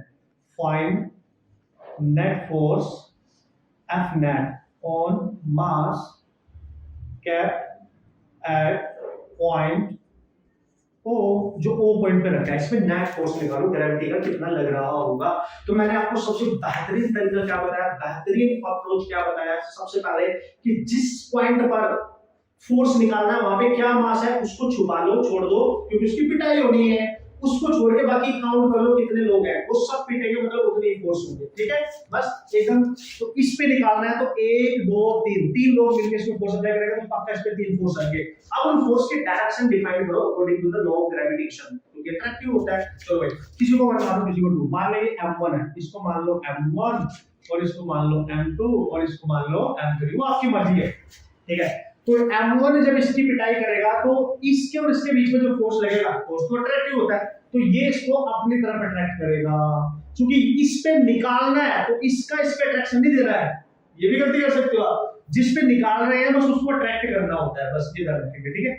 तो ये वाला इसको अपनी तरफ अट्रैक्ट करेगा तो उसके फोर्स को मैंने नाम दिया F1, और ये वाला बंदा भी इसको अपनी तरफ अट्रैक्ट करेगा तो उसके फोर्स को नाम दे देता हूं F2, और ये 3 वाला पहले इनको ज्वाइन कर देते हो, ज्वाइन करने वाली लाइन के लोग ही फोर्स आएगा, तो ये अपनी तरफ अट्रैक्ट कर लेगा, उसको नाम दे देते हैं F3। तो आप क्लियरली देख सकते हो इस O पॉइंट पे जो मास लगा है उस पे 3 फोर्स है यहाँ पे, एक ऊपर को है F3, एक इधर को है F2 और एक इधर को है F1, है कि नहीं है। तो नेट फोर्स क्या होगा, नेट फोर्स क्या होगा, वो 3 आंसर, इसमें तो 3 फोर्स है, मतलब ये तो कैसे निकालेंगे, नेट निकालेंगे ना, पहले इसकी वैल्यू निकाल दो। अगर आप F2 की वैल्यू निकालोगे, देखो G F2 मतलब इसने अप्लाई किया इसके, इन दोनों के बीच m into capital M over इनके बीच की डिस्टेंस है a स्क्वायर। अब इसकी वैल्यू लिखो, इसके और इसके बीच g m into capital M upon यहां से यहां तक की डिस्टेंस है a का स्क्वायर। फिर इसके और इसके बीच देखो तो इसका फोर्स आएगा g, इसका मास है स्मॉल m और उसका है कैपिटल M, और इसके और इसके बीच की डिस्टेंस है b का स्क्वायर, है कि नहीं है। ऐसे देखो m g हमारा तो ओवर r स्क्वायर तो देखते हैं और अट्रैक्टिव है। अब आप ध्यान से देखो इस पॉइंट पे एक फोर्स इधर है और इसी के जस्ट अपोजिट F2 इधर है, और दोनों की वैल्यू भी सेम है। देखो अगर दोनों की वैल्यू सेम है और एक दूसरे के अपोजिट है तो F1 माइनस F2 लिखना, मतलब इसमें से जब इसको सब्ट्रैक्ट करोगे तो ये कैंसिल हो रहे हैं, ये कैंसिल हो रहे हैं, जीरो हो गए, ठीक है। इस फोर्स ने इसको कैंसिल कर दिया तो O पॉइंट पे केवल एक ही फोर्स बचा, अब that is F3 and that is equal to GMM over b square, and this is your answer. एक ही तो बच रहा है, तो आप बता भी सकते हो, देखो इस फोर्स की जो डायरेक्शन है वो x y एक्सिस पे है। अगर आप लिखोगे भी वेक्टर फॉर्म में, आप लिख सकते हो वेक्टर फॉर्म में, अगर लिखना भी है तो GMM अपॉन b स्क्वायर और j का ऐसे लिख सकते हो, no problem, positive y direction में, क्योंकि ये इसका मैग्नीट्यूड उसका मैग्नीट्यूड सेम है लेकिन अपोजिट है तो कैंसिल हो जाएंगे, क्योंकि this one minus this one by 2 minus 2 0 ही आएगा ना, तो इसी डायरेक्शन में फोर्स बचेगा। अब फोर्स आप समझ रहे होंगे धीरे धीरे कि इस फॉर्मूले का अप्लाई कैसे करना है, धीरे धीरे मैं लेवल अप करता जाऊंगा, नो प्रॉब्लम एट ऑल। हर कैटेगरी क्वेश्चन में डिस्कस करूंगा फोर्स से related, don't worry about that, okay. तो ये सो एक क्वेश्चन और मैं जल्दी से आपको करा देता हूं, एक पर्टिकुलर कैटेगरी हम डिस्कस कर लेते हैं, फिर कुछ एग्जांपल्स दूंगा। अभी जो हम ये जितने भी क्वेश्चन सॉल्व कर रहे हैं आप सबको बताइए पार्टिकल सिस्टम वाली बात कर रहे हैं, मतलब जिसमें पार्टिकल्स होंगे ना कि कोई यूनिफॉर्म बॉडी होगी, ठीक है। तो जितने भी क्वेश्चन अभी तक हमने डिस्कस करे हैं, ओके, वो सारे पार्टिकल सिस्टम से रिलेटेड है, समझिए ना बॉस, ठीक है। तो एक क्वेश्चन और करा देता हूं, 2-3 क्वेश्चन मैं आपको दे दूंगा जिससे आपकी प्रैक्टिस अच्छे से आपने कर लेनी है इस टाइप के क्वेश्चन की। फिर कैटेगरी 2 पे चलेंगे, तो कैटेगरी 2 इसका लास्ट टाइप का यू नो आपका बनने वाला है कांसेप्ट एंड इंपॉर्टेंस, सारी कैटेगरीज में हम you know obviously include कर लेंगे, okay। So here we go, this is the next question है, अच्छा कितने क्वेश्चन मैंने आपको करा दिए थे, 3 या 4, आई थिंक 3 मैंने करा दिए, 4 है ये, आप देख लेना।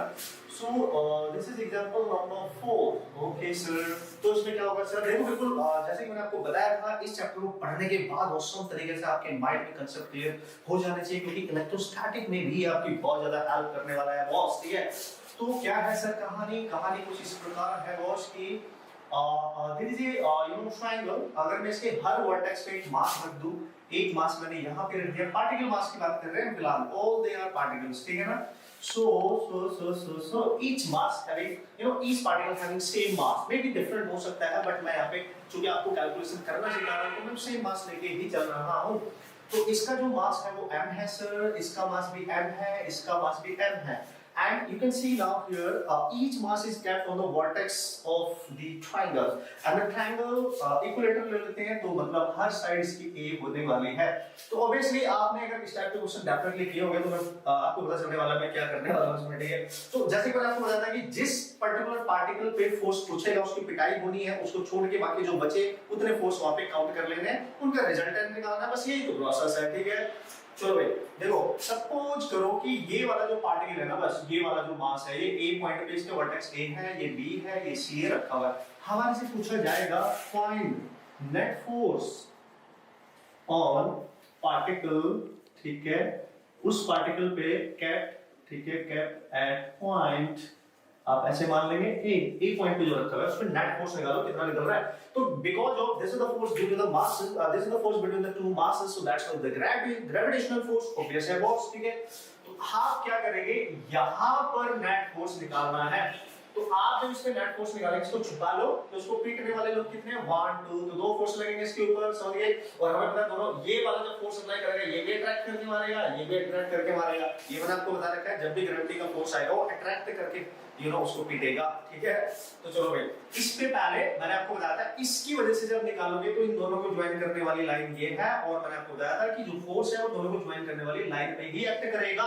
और ये चूंकि इस पे फोर्स अप्लाई करेगा तो ये बंदा इसको अपनी तरफ खींचेगा, तो ये इसको अपनी तरफ अट्रैक्ट करेगा ऐसे, तो इसका फोर्स आ गया इधर को, बी वाले का, बी वाले ने इस पे ऐसे खींचा, ठीक है। सिमिलरली जो सी वाला है वो भी इसको इधर को ही खींचेगा और इसका फोर्स आ जाएगा एफसी। तो ए पर अगर आप बहुत ध्यान से देख सकते हो, ए पर, ए वाले पार्टिकल पे, इस वाले मास पे जो फोर्स लग रहा है, एक इधर लग रहा है एफ बी और एक इधर लग रहा है, दैट इज एफ सी, ठीक है ना, दो ही फोर्स लग रहे हैं। और ये जो चूंकि इक्विलेटरल ट्रायंगल है, तो this is 60 degree, this is 60 degree as well as this is also 60 degree, तो मतलब इन दोनों फोर्स के बीच का जो नेट एंगल आ रहा है वो 60 डिग्री आ रहा है। तो मैंने आपको बताया, जब भी किसी पॉइंट पे दो फोर्स एक्ट कर रहे हैं, उनके बीच का एंगल पता हो तो उनका रिजल्टेंट निकाल देंगे। तो उनका रिजल्टेंट कहां, यहां पे आएगा, कहीं ए पॉइंट पे नेट फोर्स आएगा अंडर रूट में, क्योंकि इनके बीच का एंगल 60 है 90 नहीं है ना। तो हम लिखेंगे एफ बी का स्क्वायर प्लस एफ सी का square plus F, sorry 2ab, यानी 2fb fc into cos theta 2ab, है ना, a square plus b square plus 2ab वाला cos थीटा वाला फॉर्मूला यूज हो जाएगा। अब नो प्रॉब्लम गाइस, अगर आप fb की वैल्यू निकालोगे, मतलब ये वाली वैल्यू निकालोगे, मतलब इसने इस पे कितना फोर्स अप्लाई किया, तो आप देख सकते हो फॉर्मूला होता है Gm1 m2 over r square। सो fb निकालेंगे, m1 इसको मान लो, m2 इसको मान लो, या m1 इसको मान लो, m2, एक ही बात है बॉस। तो G m1 मान लिया मैंने, इसको माना ये m है, और जिस पे फोर्स अप्लाई हो रहा है वो m2 है, और इनके बीच की डिस्टेंस है a, तो a का स्क्वायर हो गया सर। सिमिलरली आप fc निकाल लो, तो fc कितना आएगा सर, G, इसको m1 मान लो उसके लिए, इसको m2 मान लो इसके लिए, इस वाले को, तो G m दोनों सेम है, m2 भी, बीच की डिस्टेंस भी सेम है। तो आप बहुत ध्यान से देख सकते हो कि यहाँ पे जो फोर्स आ रहा है निकल के वो आ रहा है Gm square over a square, आ रहा है कि नहीं, और यहाँ पे जो फोर्स आ रहा है निकल के वो Gm square upon a square, मतलब दोनों फोर्स की वैल्यू सेम है। So hence we can say force B और फोर्स C, यानी C ने जो अप्लाई किया और B ने जो अप्लाई किया दोनों सेम है, ओके, दोनों सेम है, मतलब FB और FC को इक्वल मानना है। और इसको जल्दी से सॉल्व करने के लिए आपने क्या करना है, A पे नेट फोर्स आ जाएगा, FB को एज इट इज रखो, FC की जगह पे FB रख दो, क्योंकि दोनों सेम है। तो 2FB इनटू, ये बढ़िया तरीका होगा आपके लिए, और cos 60, इनके बीच का क्या मिला 60 डिग्री है, ओके सर। तो ये बन गया 2b square fb square plus यहाँ पे भी 2fb स्क्वायर इनटू cos 60 1/2 होता है, सबको पता होना चाहिए। तो ये हो जाएगा fb 3fb का square. Now here we go, इससे स्क्वायर रूट हट जाएगा तो fb बाहर आएगा, इनटू अंडर रूट में 3 रहेगा। ये नेट फोर्स आएगा a पर, a पे जो टोटल फोर्स आ रहा है ड्यू टू b और c, ये होगा।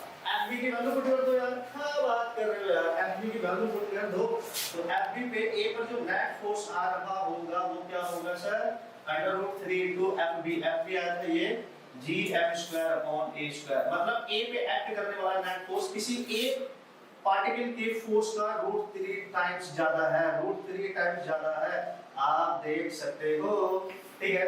सो this is your net force acting on this particle in this situation. इस पे निकालोगे तो भी यही आएगा, इस पे निकालोगे तो भी आएगा, क्योंकि तीनों के मास सेम है, क्योंकि तीनों की डिस्टेंस बिटवीन सेम है, तो फोर्स है, इस पे नेट कैलकुलेट करो, इस पे किसी पे भी निकालो सेम आएगा, समझ गए। बस अप्रोच कैसे करना था क्वेश्चन करने के लिए, ये मैंने सिखाना था। This is how you can approach the question to solve the numerical problems, okay guys. So कर लेंगे, खूब शुरुआत कर लेंगे, नो प्रॉब्लम, ओके।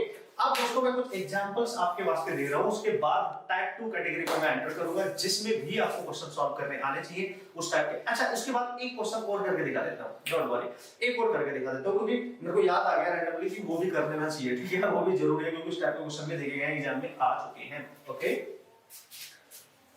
तो guys so this is the next question और आप देख सकते हैं यहाँ पे क्वेश्चन होने वाला है हमारा एक क्वेश्चन। तो क्वेश्चन को देख के आप समझ लो पहले कि क्या है इसके पीछे की कहानी, तो कैसे खोलते हैं इसके पीछे की कहानी। ओके बॉस, ठीक है। तो देखो सबसे पहले देख लो इसका डायग्राम दे रखा है ऑलरेडी, नो प्रॉब्लम। क्वेश्चन को पढ़ लिया जाएगा, पहले समझ लिया जाएगा कि इसमें पूछा क्या गया है। भाई देखो आपकी बार जो पीटने वाले बंदे हैं ना, जैसे फिल्मों में नहीं होता है बॉस की एक बंदा है उसको बहुत सारे गुंडों ने घेर लिया है और मतलब पूरी सेना आ गई है, निकल गया, मतलब इनफाइनाइट नंबर ऑफ बंदे आ गए हैं एक बंदे को मारने के लिए, ठीक है। तो सोचो उसका क्या हाल होने वाला है। So this is similar like that, है ना। ये उसी तरीके का एक क्वेश्चन हो जाएगा। तो उसने बोला find the net force acting on particle of mass 1 kg। एक 1 kg का पार्टिकल है जिसपे नेट फोर्स कैलकुलेट करना है, which is kept on origin, जो ओरिजिन पे रखा हुआ है, due to infinite number of particles, मतलब बहुत सारे पार्टिकल्स मिलके एक बंदे को पीटने वाले हैं, उस पे नेट फोर्स निकालना है, ठीक है। तो आप देख सकते हो ओरिजिन ये रहा और यहाँ पे 1 kg का एक मास रखा है और इस पे नेट फोर्स निकालना है। तो मतलब पिटाई इसकी हो रही है और ये सब पीटने वाले इंफिनिटी तक रखे हैं। 2 kg के बहुत सारे पार्टिकल मास है जो अप टू इंफिनिटी रखे हुए हैं, जो अप टू इंफिनिटी रखे हुए हैं, मतलब ये सारे मिलके इंफिनिटी तक है, पता नहीं कितने होंगे, नहीं इंफिनिटी मान लिया हमने उसको, ठीक है। तो ये सारे मिलके इस पे फोर्स अप्लाई करेंगे और हमें पता है मास के बीच में एक्ट करने वाला फोर्स हमेशा अट्रैक्टिव होता है। तो हर बंदा इसको अट्रैक्ट करके मारेगा, मतलब अपनी तरफ खींचेगा फटाक, अपनी तरफ खींचेगा फटाक, ठीक है, ऐसे ऐसे मारेगा। तो यार सर कैसे निकालेंगे, पहले की पोजीशन डिसाइड करते हैं। जो पहले वाला पार्टिकल है ये वाला, है ना, ये इसको मान लो 1, सपोज करो ये जो पिटेगा उसको नाम दे रहा हूं, ये इसका फर्स्ट है जिसको पिटेगा, ये फर्स्ट है जो पिटेगा, ये सेकंड है जो पिटेगा, ये थर्ड है जो पिटेगा इसको, एंड ये फोर्थ है, and so on up to infinity. समझ जाएंगे। तो इसकी जो डिस्टेंस है ओरिजिन से वो 1 मीटर है, इसकी डिस्टेंस ओरिजिन से 2 मीटर की डिस्टेंस पे सेंटीमीटर पे रखा हुआ है, और ये ओरिजिन से 4 पे रखा है, फिर 8 पे, फिर 16 पे, फिर 32 पे, and so on up to infinity. आप देख सकते हैं डिस्टेंस ऐसे डबल होती जा रही है, ठीक है। ओके, तो इसकी वजह से आप फोर्स निकालोगे इस पे, तो ये इसको अपनी तरफ अट्रैक्ट करेगा तो उसका फोर्स आएगा इधर, ये भी अपनी तरफ अट्रैक्ट करेगा इसका फोर्स भी आएगा इधर, ये भी अपनी तरफ अट्रैक्ट करेगा इसका फोर्स भी आएगा इधर, और ये सारे इंफिनिटी तक अप्लाई, मतलब इसमें बहुत सारे फोर्स ऐसे आ रहे होंगे अप टू इंफिनिटी। तो जो इंफिनिटी पे पार्टिकल रखा होगा वो भी इसको अपनी तरफ अट्रैक्ट करेगा। तो आप देख सकते हो ओरिजिन पे इसके ऊपर, अगर ओरिजिन ये है तो उसके ऊपर सारे फोर्स इधर है, F1B, F2B, F3B, ठीक है, F4B and so on infinity तक। तो ओरिजिन पे रखे हुए पार्टिकल के ऊपर 1 kg के ऊपर सारे फोर्स एक ही डायरेक्शन में है, तो इसके ऊपर जो नेट फोर्स आएगा टोटल जो ओरिजिन पे रखा है, कैसे निकालेंगे जब एक ही डायरेक्शन में होता है, तो ऐड कर देते हैं ना direct, F1 plus F2 plus F3 plus F4 and so कहां तक सर, इंफिनिटी वाला भी तो एक्ट करेगा।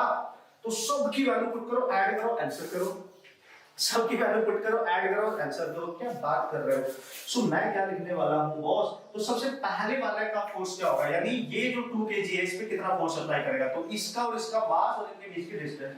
तो फार्मूला हमें पता है फोर्स में क्या होता है, G m1, किसी एक को m1 मान लो, किसी को m2 ओवर r², बस, ठीक है, ठीक है। जिसकी पिटाई होनी है इसको m2 मान लेना, इसको m1 मान लेना, सीधी सी बात है, ठीक है। तो यहाँ पे मैं f1 की वैल्यू लिखूंगा G, और इनके बीच में m1 मान लिया ये है और ये m2 है, तो मैं लिखूंगा m1 m2 किसी को मान लो यार 1 into 2 और इनके बीच की डिस्टेंस है 1, पर ये सेंटीमीटर में है तो मीटर में कन्वर्ट कर लेंगे, मीटर में कन्वर्ट कर लेंगे, ठीक है, ठीक है। 2 kg हो गया, प्लस f2 का जब आप लिखोगे इस वाले का, तो मास तो सेम ही रहने वाले हैं, 1 पे फोर्स हो रहा है, 2 की वजह से डिस्टेंस चेंज हो रही है बस 2 सेंटीमीटर, 2 into -2 का whole square, plus g into 1 और 2 तो सेम ही रहने वाले हैं क्योंकि थर्ड वाले का मास भी सेम ही है, लेकिन डिस्टेंस है 4 into 10⁻² का whole square, plus g into 1 into 2 divide में 8 into 10⁻² का होल स्क्वायर, क्योंकि उसकी डिस्टेंस है 8, नेक्स्ट ऐसे चलेगा and so on up to infinity तक ले जाओ, ठीक है, इंफिनिटी तक लेके चले जाओ। ओके, तो बहुत सारे है ना यार, कहां तक लेके जाओगे, इंफिनिटी तक लेके जाना है। अब इसको सॉल्व करने का सबसे बेस्ट तरीका एक तो ये हो गया कि आपको ये पता होना चाहिए, ठीक है, जो कॉमन है वो कॉमन ले लो जो आ सकता है, तो कॉमन आ रहा है सर 2g कॉमन आ रहा है और 10⁻² बाहर से माइनस का 2 का 4 हो रहा है, 4 कॉमन आ रहा है, तो यहां से तो सब बाहर आ गया तो 1 बचा, यहां पे 2 का स्क्वायर 4 बचेगा, ठीक है, आगे 1/16 बचेगा, आगे 1/64 बचेगा, और ये ही एडिशन इंफिनिटी तक चलेगा। तो ये फोर्स आ चुका है, आपका आंसर आ चुका है, नो प्रॉब्लम, जे की वैल्यू रखनी बाकी है, बस आपको ये एडिशन करना आना चाहिए। याद करो वो जमाना जब ऐसे नंबर आपने एक ऐसा सम निकाला था जिसमें इंफिनिटी तक सम हो रहा हो, ठीक है। तो फिजिक्स में मोस्टली प्रोबेबिलिटी बनती है वहां पे कि वहां पे जीपी ही बनेगी, ज्योमेट्रिकल प्रोग्रेशन मैथमेटिकल सीरीज ही बनेगी। उसको चेक करने के लिए आप क्या करेंगे, सीरीज का जो फर्स्ट टर्म है उसको मानेंगे a फर्स्ट टर्म को, और जो सेकंड टर्म है उसको मानेंगे उसका कॉमन रेशियो r। क्यों सर? कॉमन रेशियो का मतलब होता है जो इस सीरीज का सेकंड टर्म है उसको फर्स्ट से डिवाइड करो, जो आ रहा है वही रिपीट होना चाहिए। इसके सेकंड टर्म को 1/16 को 1/4 से डिवाइड करो, 1/4 ही आना चाहिए। ठीक है, इस वाले को इससे डिवाइड करो, 1/4 ही आना चाहिए। यानी इस सीरीज में देखो ना 1/4 को अगर 1 से डिवाइड कर रहे हो आप तो 1/4 ही आ रहा है, 1/16 को 1/4 से डिवाइड कर रहे हो तो भी 1/4 आ रहा है। इसलिए इसको बोलते हैं कॉमन रेशियो है ये सीरीज का। कॉमन रेशियो मतलब हर दो टर्म के बीच में जो रेशियो होगा वो कॉमन होगा बस। और जो सीरीज का फर्स्ट टर्म है उसको a से डिनोट करते हैं। तो इसका जो सम है उसको हम निकाल सकते हैं by using the formula sum of infinity के लिए, है ना। इनफिनिटी जो नंबर्स इनफिनिटी तक जीपी बना रहे हो उनका सम निकालने के लिए फार्मूला a/1 - r यूज करना है। ठीक है, जहां पे जो r होता है वो लेस देन 1 होना चाहिए, r की वैल्यू लेस देन 1 होनी चाहिए। ठीक है, सो ये फार्मूला यूज करना है, मतलब सम निकालने के लिए, क्योंकि इनफिनिटी तक आप डायरेक्ट ऐड नहीं कर सकते तो मैथमेटिकल कांसेप्ट यूज करने पड़ेंगे। सो this is the simple basic formula.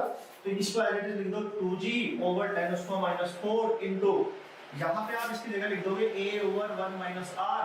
अब देखो सब कुछ पता है आपको, यहाँ पे 2g/10⁻⁴, a की वैल्यू कितनी है सर? a है 1, r की वैल्यू 1/4। चलो सॉल्व करें इसको, कहां पे करें? थोड़ा बहुत स्पेस है हमारे पास। ये फार्मूला आई थिंक आपने लिख लिया और मैं यहीं पे लिख रहा हूं, ठीक है, इरेज करके इसको। ओके सर, तो देखो उसको सॉल्व करो बॉस। तो नेट फोर्स आ रहा है 2 g, g को लिख लो 6.67 10⁻⁻11। ओके, ये हो जाएगा 10⁻⁴, और यहाँ पे आपके बचा 4 - 1 दैट इज 4/3। आई थिंक यही होना चाहिए। देखो ठीक है, तो यार देखो इसको आप ये सॉल्व करना आपका काम है। ये -3 ये -4 है, सॉरी -11 -4 है, तो f नॉट आपके आ जाएगा 2, इसको मल्टीप्लाई कर दो 8 × 6.67। वैसे g के टर्म्स में भी निकाल सकते थे आप, अगर आप इसको g ही रखो ना तो भी आ जाएगा आंसर। ठीक है, बट चलो मैंने कर दिया है। तो 8 × 6.67 और ये -4 यहाँ से कैंसिल कर दो, तो ये होना चाहिए -7 बचेगा ऊपर। ठीक है, और डिवाइड में 3। इसको आगे आप सॉल्व करेंगे, दिस इज इन न्यूटन। इसको आगे आप सॉल्व करेंगे, this is in Newton, no problem. तो मैंने आपको ये कांसेप्ट इसलिए कराया, ये क्वेश्चन इसलिए कराया जिससे आपको मैं ये बता दूं कि ये फार्मूला कहां से आया और किस तरीके से आया। तो इस तरीके की कोई भी सीरीज बनेगी जिसमें नंबर्स इस तरीके से ऐड होगी, वो इनफिनिटी तक हो, और उनके बीच में दो टर्म्स के बीच में जो रेशियो हो कॉमन हो। ठीक है, इसको बोलते हैं जीपी, ज्योमेट्रिकल प्रोग्रेशन, है ना। जीपी हमने पढ़ा था ये मैथमेटिक्स में, बेसिक मैथमेटिक्स में मैंने आपको बता रखा है, इसका काफी यूज होगा आगे आने वाले चैप्टर्स में भी, इसमें भी अभी आगे भी यूज होगा। तो दिस इज हाउ, इस टाइप का भी क्वेश्चन आएगा तो आप आराम से हैंडल कर सकते हैं, सॉल्व कर सकते हैं। ओके, होप सो आप इसका कंसेप्ट समझ गए होंगे, और तरीका तो चलो हमें पता ही है कि किस तरीके से करना है, नो प्रॉब्लम एट ऑल। तो ये भी बहुत जरूरी है कि इस तरीके से क्वेश्चन भी हमें आने चाहिए। हो गया ना बॉस, क्लियर? ठीक है, अब कुछ क्वेश्चंस मैं आपको दे देता हूं जिससे आप प्रैक्टिस कर लेंगे और उनको सॉल्व करेंगे। सॉल्व करके मेरे को बताएंगे कि किस तरीके से आपने उनको सॉल्व किया है, तो मैं मान जाऊंगा कि हाँ आपको ये कंसेप्ट अप्लाई करना आ गया कि फोर्स में जो फोर्स के जो क्वेश्चंस होते हैं उनका रिजल्टेंट कैसे फाइंड करना होता है। ओके, तो ये so here we go, these are the two problems जिनके आपने साथ प्रैक्टिस करनी है dependent on this particular concept. तो उससे क्या होगा कि जो आपने सीखा उसको आप अप्लाई कर पाओगे अच्छे से। ओके, तो आपको पता चल जाएगा कि हाँ यार मैं क्वेश्चन कर सकता हूं। तो these are two SPP problem. SPP क्या है सर? एसपीपी मतलब self practice problem. Okay, self practice problem. दो क्वेश्चन मैंने आपको दिए इस पर्टिकुलर कैटेगरी, तो आप देख लेंगे। तो ये एक स्क्वायर है जिसकी साइड ए है, ए पॉइंट पे जो मास रखा है नेट फोर्स निकाला है, मैंने यहां पे लिख दिया है। ये एक रेगुलर हेक्सागन है, इसके सेंटर पे एक मास रखा हुआ है, due to all the remaining masses उसके सेंटर पे जो मास रखा है उस पे नेट फोर्स निकालना है। ये एक रेगुलर हेक्सागन है जिसकी ऑब्वियसली इस साइड होने वाली है ए। ठीक है, तो ये दो क्वेश्चन आपने करने, इंपॉर्टेंट क्वेश्चन माने जाएंगे आपके लिए, तो आप इनको प्रैक्टिस जरूर करेंगे, पूछेंगे जरूर, करके मेरे को बताएंगे जरूर, आंसर जरूर बताना मेरे को सॉल्व करके। और आप बताते नहीं हो बहुत, समझ लो, देख लो, ठीक है, अब आप बताना है आप लोगों ने। ठीक है, ओके दोस्तों, तो कुछ क्वेश्चन मैं यहाँ पे ऑसम तरीके से आपको बता रहा हूँ। टाइप 2 कैटेगरी इंपॉर्टेंट कैटेगरी मानी जाती है, अच्छी कैटेगरी मानी जाती है। अभी तक जो भी अपने क्वेश्चन किए तो सारे पार्टिकल सिस्टम से रिलेटेड थी। पार्टिकल क्या होता है सर? आप सबको पता है। पॉइंट क्या होता है सर? आप सबको पता है। एक ऐसा मास जिसमें मास है लेकिन उसका साइज बहुत कम होता है, जिसको हम एक यूनिफॉर्म बॉडी स्ट्रक्चर नहीं मान सकते।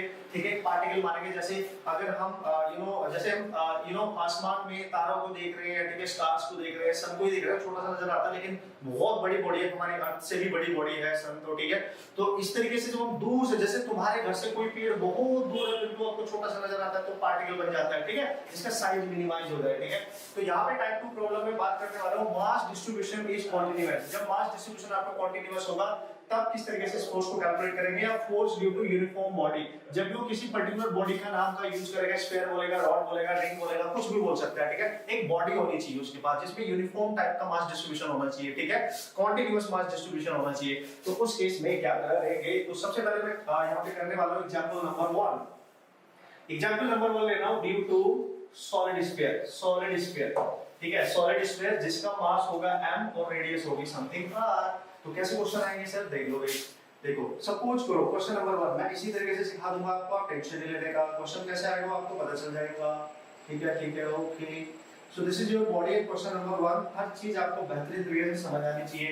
ये इसका सेंटर है और आपको पता है इसकी जो रेडियस है वो r है, इसका जो मास है वो m है, और उसने बोला इसकी सरफेस से दूर कहीं एक पॉइंट P है जहां पे एक पार्टिकल मास रखा है m, है ना। इस बॉडी का जो मास है, सपोज करो ये अर्थ है, अर्थ से दूर कहीं डिस्टेंस पे 2r डिस्टेंस अवे, इसके सरफेस से 2r डिस्टेंस अवे, कहीं 2r डिस्टेंस अवे, ठीक है, ऐसे मानो 2r डिस्टेंस अवे एक पॉइंट मास है जिसपे ये अर्थ फोर्स अप्लाई करेगी, इसको अट्रैक्ट करेगी। तो यही आपने निकालना है, find force applied, okay, applied by this sphere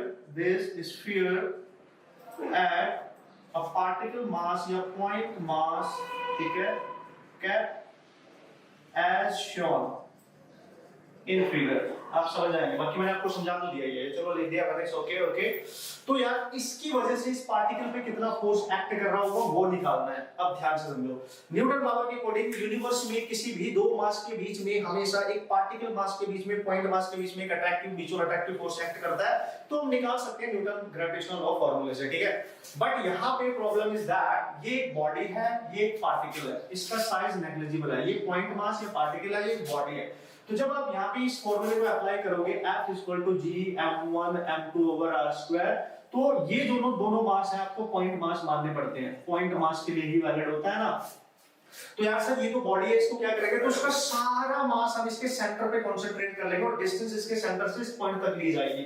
जो डिस्टेंस लेते हैं ना हम, ये r center to center distance होती है, ठीक है। तो मैं क्या करूंगा, इस पूरी बॉडी को इमेजिन कर लूंगा कि ये सारा मास इसके सेंटर पे है, तो इसको कैसे करूंगा, इसके सेंटर पे आ गया सारा मास, ठीक है, और यहीं से यहां तक की डिस्टेंस टोटल लेंगे, यानी इसके सेंटर से यहां तक की टोटल डिस्टेंस हो जाएगी 2r प्लस यहां से यहां तक इसकी सेंटर से सरफेस तक की रेडियस r, तो टोटल डिस्टेंस आ जाएगी 3r।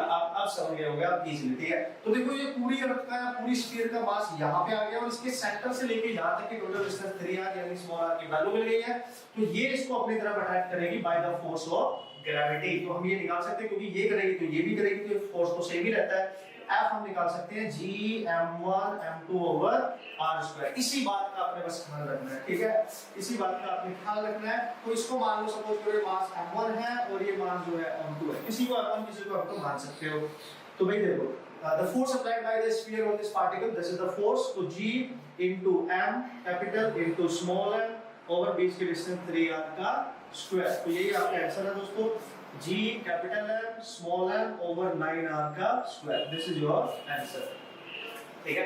तो इस क्वेश्चन के थ्रू मैंने आपको बताना था कि जब एक बॉडी होती है उसका सारा मास उसके सेंटर पे मान लेना है, उसको पॉइंट बना देना है और डिस्टेंस सेंटर टू सेंटर लेनी है, फिर मतलब इस सेंटर से इस पॉइंट तक लेनी है, क्योंकि ये तो ऑब्वियसली पॉइंट ही है तो उसका सेंटर तो पॉइंट ही रहेगा, इस तरीके से वही रहेगा। तो ये तो हो गया अप्रोच कैसे करना है सर, इस टाइप के क्वेश्चंस को सॉल्व कैसे करना है, ठीक है। अब इसमें और डिफरेंट टाइप की कैटेगरी क्वेश्चन कैसे आ सकते हैं वो भी सिखाने वाला हूं, you don't worry about that, okay. Okay दोस्तों, तो here we go, this is the important question, no doubt एक ऑसम क्वेश्चन माना जाता है। तो इस टाइप की कैटेगरी क्वेश्चन भी आप कैसे करोगे, जिसमें कैविटी क्रिएट होती है, जैसे हमने सेंटर ऑफ मास में पढ़ा है, मोमेंट ऑफ इनर्शिया में पढ़ा है। तो यहां पे क्या किया, एक बड़ा सा स्फीयर लिया, उसके अंदर से एक छोटा सा स्फीयर कट करके बाहर निकाल दिया, तो जो रिमेनिंग स्फीयर था, ठीक है, जो रिमेनिंग स्फीयर था उसकी वजह से किसी पार्टिकल पे जो इसके स्फीयर के सरफेस से r डिस्टेंस अवे कहीं मास m, एक छोटा सा पार्टिकल मास रखा है, उस पे नेट फोर्स कितना एक्ट करेगा वो हमें कैलकुलेट करना है। क्वेश्चन मैंने लिख दिया, आप ध्यान से पढ़ लेंगे, क्योंकि उसके बाद मैं इसको इरेज करूंगा तब इसका सॉल्यूशन करूंगा, तो आप ध्यान से देख लो पहले, ठीक है। उसने बोला from A sphere of mass m and radius r, मतलब हमारे पास इनिशियली एक स्फीयर होगा, एक इनिशियल स्फीयर होगा जिसका मास होगा सर m और जिसकी रेडियस होगी सर r, ठीक है सर, अच्छी बात है। तो उसने बोला स्मॉल स्फीयर, बस इन्हीं में चीजों पे आप ध्यान देंगे, जिसकी रेडियस है r/2 इज कट आउट, ठीक है, as shown in the figure. ये देखो कट कर दिया, ये वाला जो स्फीयर है, ये वाला इसको आपने बाहर निकाल दिया, ये रिमूव्ड है, ये रिमूव्ड है, इसको बाहर निकाल दिया, तो ये कैविटी बन गई। यहाँ पे क्या बन गई सर? ये कैविटी बन गई। आप चेक कर सकते हैं, देयर इज कैविटी, क्योंकि इतना सा स्क्वायर कट करके बाहर निकाल दिया, ठीक है। Then find the force applied due to remaining part of the sphere, मतलब इसको कैविटी बनाने के बाद, इसको कट करके बाहर निकालने के बाद जो बचा हुआ है, ये जो शेडेड है, ये जो बचा हुआ है, ये इसकी वजह से जो फोर्स एक्ट करेगा इस पर at a particle mass m kept at a distance r, ठीक है, from the surface of sphere। तो आप देख सकते हो इसकी सरफेस से r distance away p point पे एक पार्टिकल रखा है, मास, इस पे नेट फोर्स निकालना है, इस पे नेट फोर्स निकालना है, किसकी वजह से? Due to this remaining sphere, जो कट करके जो बचा है, ठीक है। ये तो मैंने क्वेश्चन समझा दिया आपको, ठीक है। ये डायग्राम इसलिए बना जिससे क्वेश्चन आपको समझ में आ जाए। अब मैं इसको हटा रहा हूं, होप्स आपने इसको लिख लिया होगा, देख लिया होगा मस्त तरीके से। अब इसको ट्राई करेंगे, सॉल्व करेंगे मस्त तरीके से। कांसेप्ट सेम है, बस आपको फॉर्मूला अप्लाई करना चाहिए, नो प्रॉब्लम एट ऑल। फिर तो उड़ा के डालेंगे ना बॉस। ओके बॉस, डायग्राम मैंने एज इट इज रखा है, नो प्रॉब्लम एट ऑल। जल्दी से देख लेते हैं कि क्या है इसकी कहानी। अब थोड़ा सा आप इमेजिन करो, सपोज करो ये कैविटी बनने से पहले स्फीयर को देखो ध्यान से। कैविटी बनने से पहले स्फीयर ऐसा रहा होगा, ठीक है सर। ये स्फीयर था सर हमारा, बिल्कुल, मतलब मस्त तरीके से हम इसको डिफाइन कर सकते हैं। ओके ओके एंड ओके, ठीक है, इस तरीके से। तो ये इसका सेंटर है और यहाँ से यहाँ तक की जो डिस्टेंस है, ये ऑब्वियसली ये वाली, ये रेडियस ही तो होगी बड़े वाले की। भाई छोटे वाले की रेडियस अलग होगी, हम पूरे बड़े वाले की बात कर रहे हैं। और इसके सरफेस से r डिस्टेंस अब एक पॉइंट p है, जिसपे एक मास रखा है पार्टिकल m। तो देखो सोचो आप खुद ही, अभी तो किया इस टाइप का क्वेश्चन। जब ये पूरा स्फीयर था, जब कंप्लीट स्फीयर था, तो ये कंप्लीट स्फीयर अब इस पे कितना फोर्स अप्लाई कर रहा होगा? सपोज करो F1, और वो कैसे निकालेंगे? g इसका मास इनटू पार्टिकल का मास ओवर यहां से लेके यहां तक की टोटल डिस्टेंस r स्क्वायर भी तो लेते हैं, तो इसके सेंटर से डिस्टेंस लेते हैं। आपको पता है ये r है प्लस ये भी r है, तो 2r हो गई। तो हम लिखेंगे F1 equal to g capital M small m over 2r का square. This is equation number 8। ये होगा, मतलब एक्चुअली में जो सॉलिड स्फीयर है वो जब उससे कुछ भी कटिंग नहीं की गई है, इतना फोर्स अप्लाई कर रहा होगा। इसको इक्वेशन नंबर 1 मान ली। लेकिन हमारे से क्या पूछा गया है कि अगर इसमें से एक छोटी सी कैविटी बना दी जाए, एक छोटा सा पार्ट इसका कट करके बाहर निकाल दिया जाए, तो जो बचा हुआ है उसको निकालो ना, जो बचा हुआ है उसको निकालो ना। तो क्या फंडा है सॉल्व करने का? मैंने आपको बताया था, जो रिमेनिंग है, रिमेनिंग पार्ट की वजह से मोमेंट ऑफ इनर्शिया निकालते थे ना। तो कैसे निकालते थे? Moment of inertia of original mass minus moment of inertia of cut, जिसको कट करके बाहर निकाल दिया था। सिमिलरली यहां पे भी क्या करेंगे? Force due to remaining equal to original का माइनस जिसको कट किया। आपका आंसर आ जाएगा। बढ़िया तरीका, बढ़िया तरीका, बढ़िया तरीका। कुछ भी आपने एक्स्ट्रा सोचने की जरूरत है ही नहीं।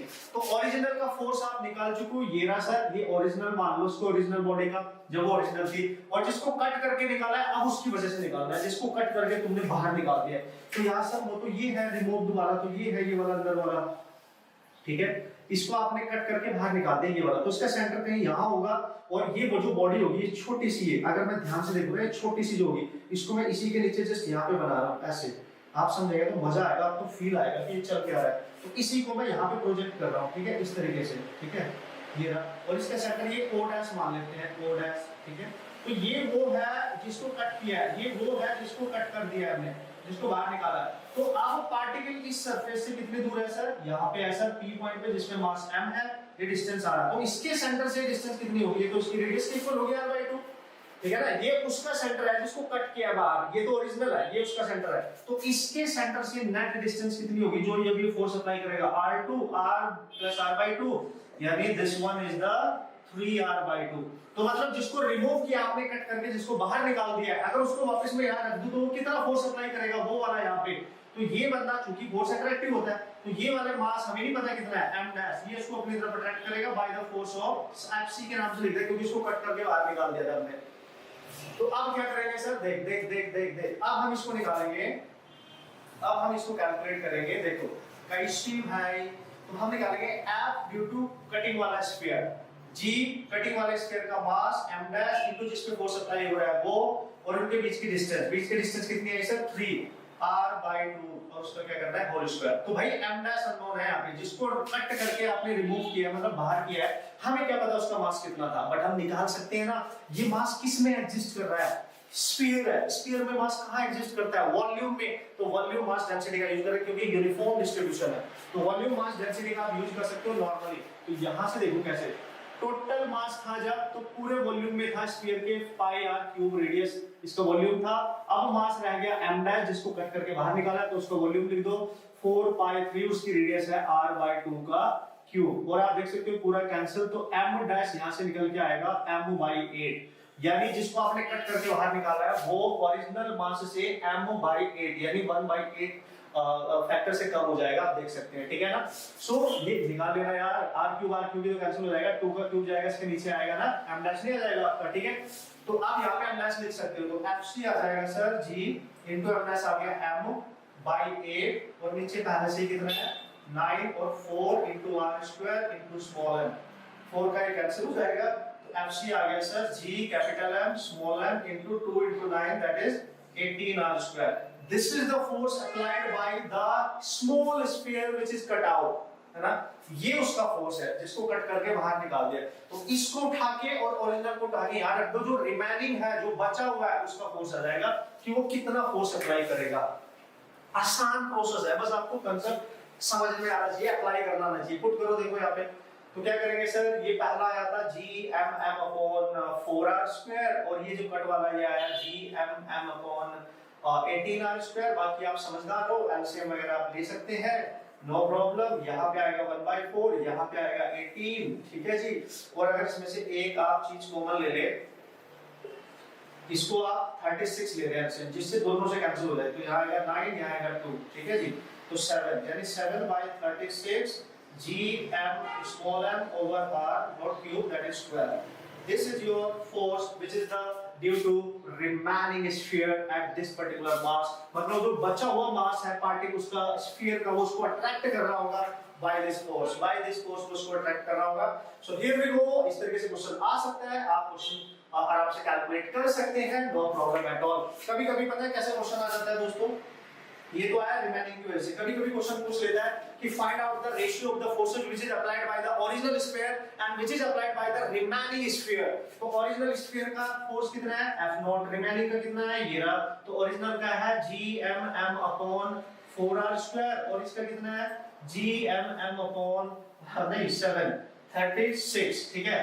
r² तो ये पूरा कैंसिल, 36 ऊपर जा रहा है तो 36 और डिवाइड में जाएगा 4 into 7 तो ये आएगा 9/7। नाउ यू कैन सी है ना 9/7। तो ओरिजिनल का और रिमेनिंग स्फीयर का जो फोर्स का रेशियो है वो 9/7 है। इस टाइप के क्वेश्चन पूछे जाने के चांस बने रहते हैं, तो कुछ भी पूछ सकता है आपसे। आपको मस्त तरीके से लॉजिक पता होना चाहिए, आपको मस्त तरीके से कंसेप्ट पता होना चाहिए, आपको मस्त तरीके से इसका सॉल्यूशन करना आना चाहिए, फंडे क्लियर होना चाहिए। ओके सर मजा आ रहा है, मतलब वाओ हम कर सकते हैं, बढ़िया तरीके से कर सकते हैं, हर टाइप के सिचुएशन को हैंडल कर सकते हैं, no problem at all. Okay अब चलिए नेक्स्ट क्वेश्चन देखते हैं कैसा है, किस टाइप का आ सकता है, जिसकी पॉसिबिलिटी बनी रहती है एग्जाम में ज्यादातर पूछे जाने की। Okay, so here we go for this solution of an important type of question again. So आप देख सकते हो यहाँ पे इस बार मैंने एक एक्सटेंडेड टाइप का बॉडी ली है। एक जो राउंड फिगर होता है वो यहाँ पे नहीं है, जिसके एक सेंटर में पूरा मास कंसंट्रेट कर लेते थे। तो क्योंकि यहाँ पे हम बात करेंगे for a particle of mass m, no ये मैंने क्या लिखा है, फोर्स होगा ये है ना, फोर्स होगा बॉस, ठीक है। So force on a particle of mass m due to a uniform rod of mass m and length l, ठीक है। आपकी बार एक रॉड हमने ली है, उसकी वजह से हमने किसी पार्टिकल पर फोर्स कैलकुलेट करना है। तो रॉड भी तो एक बॉडी है, uniform type of distribution type की एक बॉडी है, ठीक है। तो इस टाइप के क्वेश्चन को कैसे आपने डील करना है, क्योंकि इसका जो मास है उसकी लेंथ में डिस्ट्रीब्यूट है। सपोज करो गाइस ये इसका एंड ए है और ये इसका एंड बी है, तो इसका जो मास है वो A से लेके B तक पूरा यूनिफॉर्मली डिस्ट्रीब्यूटेड है, ठीक है। तो इस टाइप की सिचुएशन को कैसे हैंडल करते हैं, क्योंकि ये तो बॉडी है तो यहाँ पे हमें तो पार्टिकल वाला सिस्टम यूज करना पड़ेगा। तो कैसे करेंगे, और इसके एंड A से जो पार्टिकल है वो D डिस्टेंस अवे कहीं पॉइंट P पे रखा है जिसका मास है m। इस पे इस रॉड की वजह से कितना फोर्स लग रहा है, यानी ये रॉड इसको कितने फोर्स से अट्रैक्ट कर रही होगी, इस मास को P पॉइंट पे जो रखा है वो हमें निकालना है। तो भाई पूरी रॉड का जो मास है वो लीनियरली डिस्ट्रीब्यूटेड है सबसे पहली बात। मतलब अगर लीनियरली डिस्ट्रीब्यूटेड तो उसकी डेंसिटी होगी लैम्डा मास अपॉन लेंथ, ये होगी कि नहीं। और लैम्डा यहाँ पे हम मान के चल रहे हैं कांस्टेंट ही रहने वाले, क्योंकि यूनिफॉर्म डिस्ट्रीब्यूशन है, नॉन यूनिफॉर्म डिस्ट्रीब्यूशन नहीं है, ठीक है। ये खास बातों पे ध्यान दिया करो। तो तो सर क्या करेंगे इस चीज के लिए, जब यूनिफॉर्म डिस्ट्रीब्यूशन ऑफ मास हो, एक्सटेंडेड टाइप का है ये, तो इस पूरी रोड का एक छोटा सा एलिमेंट आप कंसीडर करेंगे, उसको कट करेंगे और उसको पार्टिकल मान के फोर्स निकालेंगे, पूरी रोड निकालने के लिए इंटीग्रेट कर देंगे। जैसे अभी आप दिवाली आ रही है, अपने दोस्तों को गिफ्ट दोगे बॉस, ठीक है, ऑब्वियसली तो कोई चॉकलेट दे रहा होता है, कोई कुछ दे रहा होता है, तो चॉकलेट हम देते हैं तो समटाइम आप किसी को देना नहीं चाह रहे हो और आप अकेले अकेले खा रहे हो, तो जो चॉकलेट होती है उसका एक पीस नहीं होता, जैसे डेयरी मिल्क टाइप होती है तो उसमें छोटे छोटे स्क्वायर शेप में पीस बने होते हैं, तो उसको कट करके आप खा जाते हो, तो जो बची बॉडी है वो देखो ना, एक छोटा सा पीस कट किया आपने, उसको पार्टिकल मान सकते हो आप, इसके पॉइंट मान सकते हो, क्योंकि पूरी बॉडी को खाने के लिए छोटे छोटे सब खाने पड़ेंगे आपको, ठीक है। तो इसी तरीके से हम क्या करने वाले हैं कि अगर मैं इसमें से कहीं से भी एक छोटा सा एलिमेंट कट कर लूं, कहीं से भी, मान ले मैंने यहां से एक छोटा सा एलिमेंट कट कर लिया, ये पूरी जो रॉड है उसका मास तो कैपिटल है, लेकिन ये छोटा सा एलिमेंट अगर मैं यहां से निकाल लूं, ठीक है, ओके, आप इस तरीके से इसको समझेंगे, और इस एलिमेंट से ये मान लो कि ये एलिमेंट से लेके यहां तक की जो डिस्टेंस है वो x है और ये है dx, तो इस एलिमेंट को मैं यहां से इधर ऐसे प्रोजेक्ट करूं कि ये छोटा सा एलिमेंट मैंने निकाल लिया जिसका जो मास है इसको मैं मान लेता हूं dm, और जिस लेंथ में ये है इसको मैं मान लेता हूं dx, और इस एलिमेंट से यहां से लेके यहां तक की जो डिस्टेंस है पॉइंट P तक, ये मान लेते हैं हम x, इसको मान लेते हैं हम x, ठीक है। तो यहाँ पे रखा हुआ है पॉइंट मास जिसका मास m है। अब इस छोटे से एलिमेंट की वजह से उसके बीच में जो फोर्स होगा वो स्मॉल ही होगा, क्योंकि ये स्मॉल मास इसको स्मॉल फोर्स से ही अट्रैक्ट करेगा, यानी g into small mass into इसका मास ओवर इनके बीच की डिस्टेंस का स्क्वायर। ये तो आगे इस एलिमेंटल मास का फोर्स जो इस पार्टिकल पे अप्लाई करेगा। लेकिन आप इमेजिन करो एक छोटे छोटे से एलिमेंटल मास मिलके ये अगर यहाँ पे कट कर लो पूरी रोड बना देंगे, अगर ये यहाँ पे होता तो देखो एक्सटेंड हो रहा है कि नहीं, यहाँ होता तो ये पीछे एक्सटेंड कर दो, यहाँ होता तो देखो पूरी रोड बन जाएगी छोटे छोटे पीस से मिलके, ठीक है, इन छोटे छोटे पीस से मिलके पूरी रोड बन जाएगी। मतलब आपको इसको पूरा मास अगर पूरी रोड का निकालना है तो इसको पूरे मास को कवर करना पड़ेगा, लिमिट्स बनानी पड़ेगी। So this is the force due to this elemental mass, clear है, but due to the whole rod at this point mass we have to calculate the force, so we have to integrate this, ये इसका logic है। अब यहाँ पे जो small mass है भाई ये तो निकालना पड़ेगा, कितना होगा आपको पता है, ये स्मॉल मास इस स्मॉल डिस्टेंस dx में है डिस्ट्रीब्यूटेड, तो लैम्डा कांस्टेंट है तो लैम्डा को आप लिख सकते हो स्मॉल मास अपॉन dx, तो लैम्डा की जगह आप लिख सकते हो जब टोटल मास था upon total length equal to dm upon dx, तो dm की वैल्यू यहां से आप लिख सकते हो m/l इनटू dx, हो गया भाइयों, हो गया। तो dm की वैल्यू यहां पर दो, तो dm कितना आया sir, df equal to g upon x square, dm आ गया सर m/l और m पहले से था इनटू dx, ठीक है, ये भी तो है, ये आ गया completely in terms of capital M, यानी पूरी रॉड का मास और स्मॉल पार्टिकल्स का मास, ठीक है, और ये dx मतलब ये जो डिस्टेंस है x से वेरी करेगी, यानी यहां से जो डिस्टेंस आपने यहां तक मानी है इस एलिमेंट की वजह से ये जो dm मैंने माना था ये डिस्टेंस x है, तो ये कैसे वेरी करेगी देखो, ठीक है, अगर ये एलिमेंट में यहां पे मान लो तो डिस्टेंस यहां से होनी चाहिए वो d होगी, तो लिमिट का ख्याल रखना, तो इस एंड से इस पार्टिकल से ये डिस्टेंस इसकी इनिशियल लिमिट होगी, और यहीं से जहां तक इसका b एंड नहीं कंप्लीट होता है, यानी यहां से लेके यहां तक इसकी सेकंड लिमिट होगी, यानी यहां से लेके यहां तक कितनी होगी, ये है d यहां तक d और प्लस इसकी पूरी लेंथ प्लस l, ये फाइनल लिमिट होगी। मतलब जब इसको इंटीग्रेट करोगे टोटल फोर्स निकालने के लिए तो आप d से लेके, क्योंकि इसका जो मास है वो a से स्टार्ट होकर b खत्म हो रहा है, और p पॉइंट से a डिस्टेंस पे, जो p पॉइंट से a डिस्टेंस है वो d है, तो d से लेके d प्लस l तक आप लिमिट करेंगे, क्योंकि पूरा मास यहां से यहां तक है। समझ गए लिमिट कैसे पुट करते हैं, कूल। तो f इक्वल टू आ जाएगा, जो कॉमन है जो कांस्टेंट है वो बाहर ले लो, g m m और l, ये बाहर आ गया, अंदर बचा केवल d से लेके d प्लस l, और यहाँ पे आ जाएगा 1/x² इनटू dx। अब तो बस ये छोटा सा प्यारा सा इंटीग्रेशन है, इसमें वैल्यू पुट करेंगे आपका आंसर बन जाएगा, कोई पंगे वाली बात है ही नहीं बॉस, ठीक है, कोई पंगे वाली बात नहीं है। देखो तो आप लिखेंगे g/m/l, ठीक है सर, लिमिट क्या इसकी इंटीग्रेशन क्या करेंगे, 1/x² है तो x² को ऊपर लेके जाओगे, ठीक है, पहले चलो लिख देता हूं आपके लिए, d plus l x minus 2 into dx। अब थोड़ा सा तो आपको करना आता ही होगा, नो प्रॉब्लम एट ऑल, तो मैं लिखूंगा g/m/l, तो इसका इंटीग्रेशन कर देते हैं, x जो पावर होती है उसमें एक ऐड हो जाएगा तो -1 बचेगा, ऐड होके जो बचेगा उसी से डिवाइड करते हैं, देखो ना -2 में +1 ऐड करोगे तो -1 बचेगा ना, और लिमिट लगा दो d से d प्लस l तक, ठीक है, सो नो प्रॉब्लम, ये बन गया फोर्स। इसको बस थोड़ा सा आपने रिजॉल्व करना है, कहां पे करूं, इधर कर देता हूं, ये हटा देता हूं, होप सो आपने इसको लिखा होगा। ओके सो ये बनेगा आपका फोर्स, तो माइनस में आ गया G M M upon L. Limit लगाइए जरा, लिमिट कहाँ पे लगाओगे, इसको 1/x लिख लो पहले, 1/x और लिमिट आ रही है d प्लस एल, ठीक है।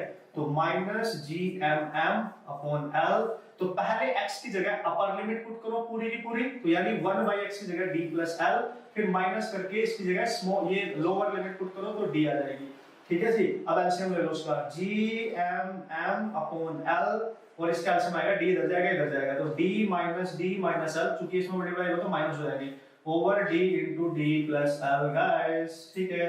तो क्या कैंसिल हो रहा है, d से d कैंसिल हो रही है, माइनस से माइनस प्लस हो जाएगा, ठीक है जी। तो माइनस से माइनस प्लस हो जाएगा, ओके। तो सब क्या बचेगा अब देख लो आप खुद ही, ठीक है। तो ये बचेगा माइनस और ये माइनस प्लस, तो g capital M into small m, ऊपर बचेगा L, ठीक है, और नीचे बच रहा है आपके पास L into D plus L. LCL cancel. So finally the force applied by this whole rod at this point, which is kept away from one end of the rod at a distance d, and that is the force due to a uniform rod. G rod का mass, small mass particle का, divide में d distance of the particle, d plus L.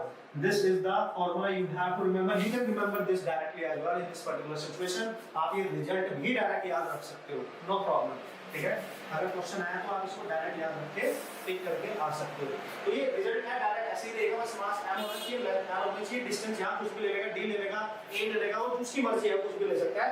तो ये this is the distance, ठीक है, L is the length, okay? So this is how you can imagine कि किस तरीके से क्वेश्चन आते हैं, किस तरीके से आप डील करते हैं, किस तरीके से इजीली अप्रोच कर सकते हैं हर टाइप का, हर कैटेगरी का क्वेश्चन सॉल्व करने के लिए। एक एग्जांपल मैं आपके लिए छोड़ के जा रहा हूं, उसको आप ट्राई करेंगे, सॉल्व करके मेरे को बताएंगे, उसका आंसर बताएंगे कि किस तरीके से आपने सॉल्व किया। कांसेप्ट इसी तरीके से होने वाला है, जब भी यूनिफॉर्म डिस्ट्रीब्यूशन ऑफ मास है तो इंटीग्रेशन पे आपको जाना ही पड़ेगा इस पर्टिकुलर कैटेगरी में, okay. This is the question, आप मैंने लिख दिया आपके वास्ते, आप करेंगे जरूर, इंपॉर्टेंट है क्वेश्चन, बहुत इंपॉर्टेंट है, नहीं होता वैसे पूछ लेना, लेकिन अगर आप कर रहे हैं इसको तो किस तरीके से करेंगे, कांसेप्ट मैंने आपको बताया था। जब यूनिफॉर्म डिस्ट्रीब्यूशन ऑफ मास होता है तो उसके एक छोटा सा एलिमेंटल मास पकड़ो, उसको फोर्स निकालो, टोटल के लिए इंटीग्रेट कर लो, ठीक है।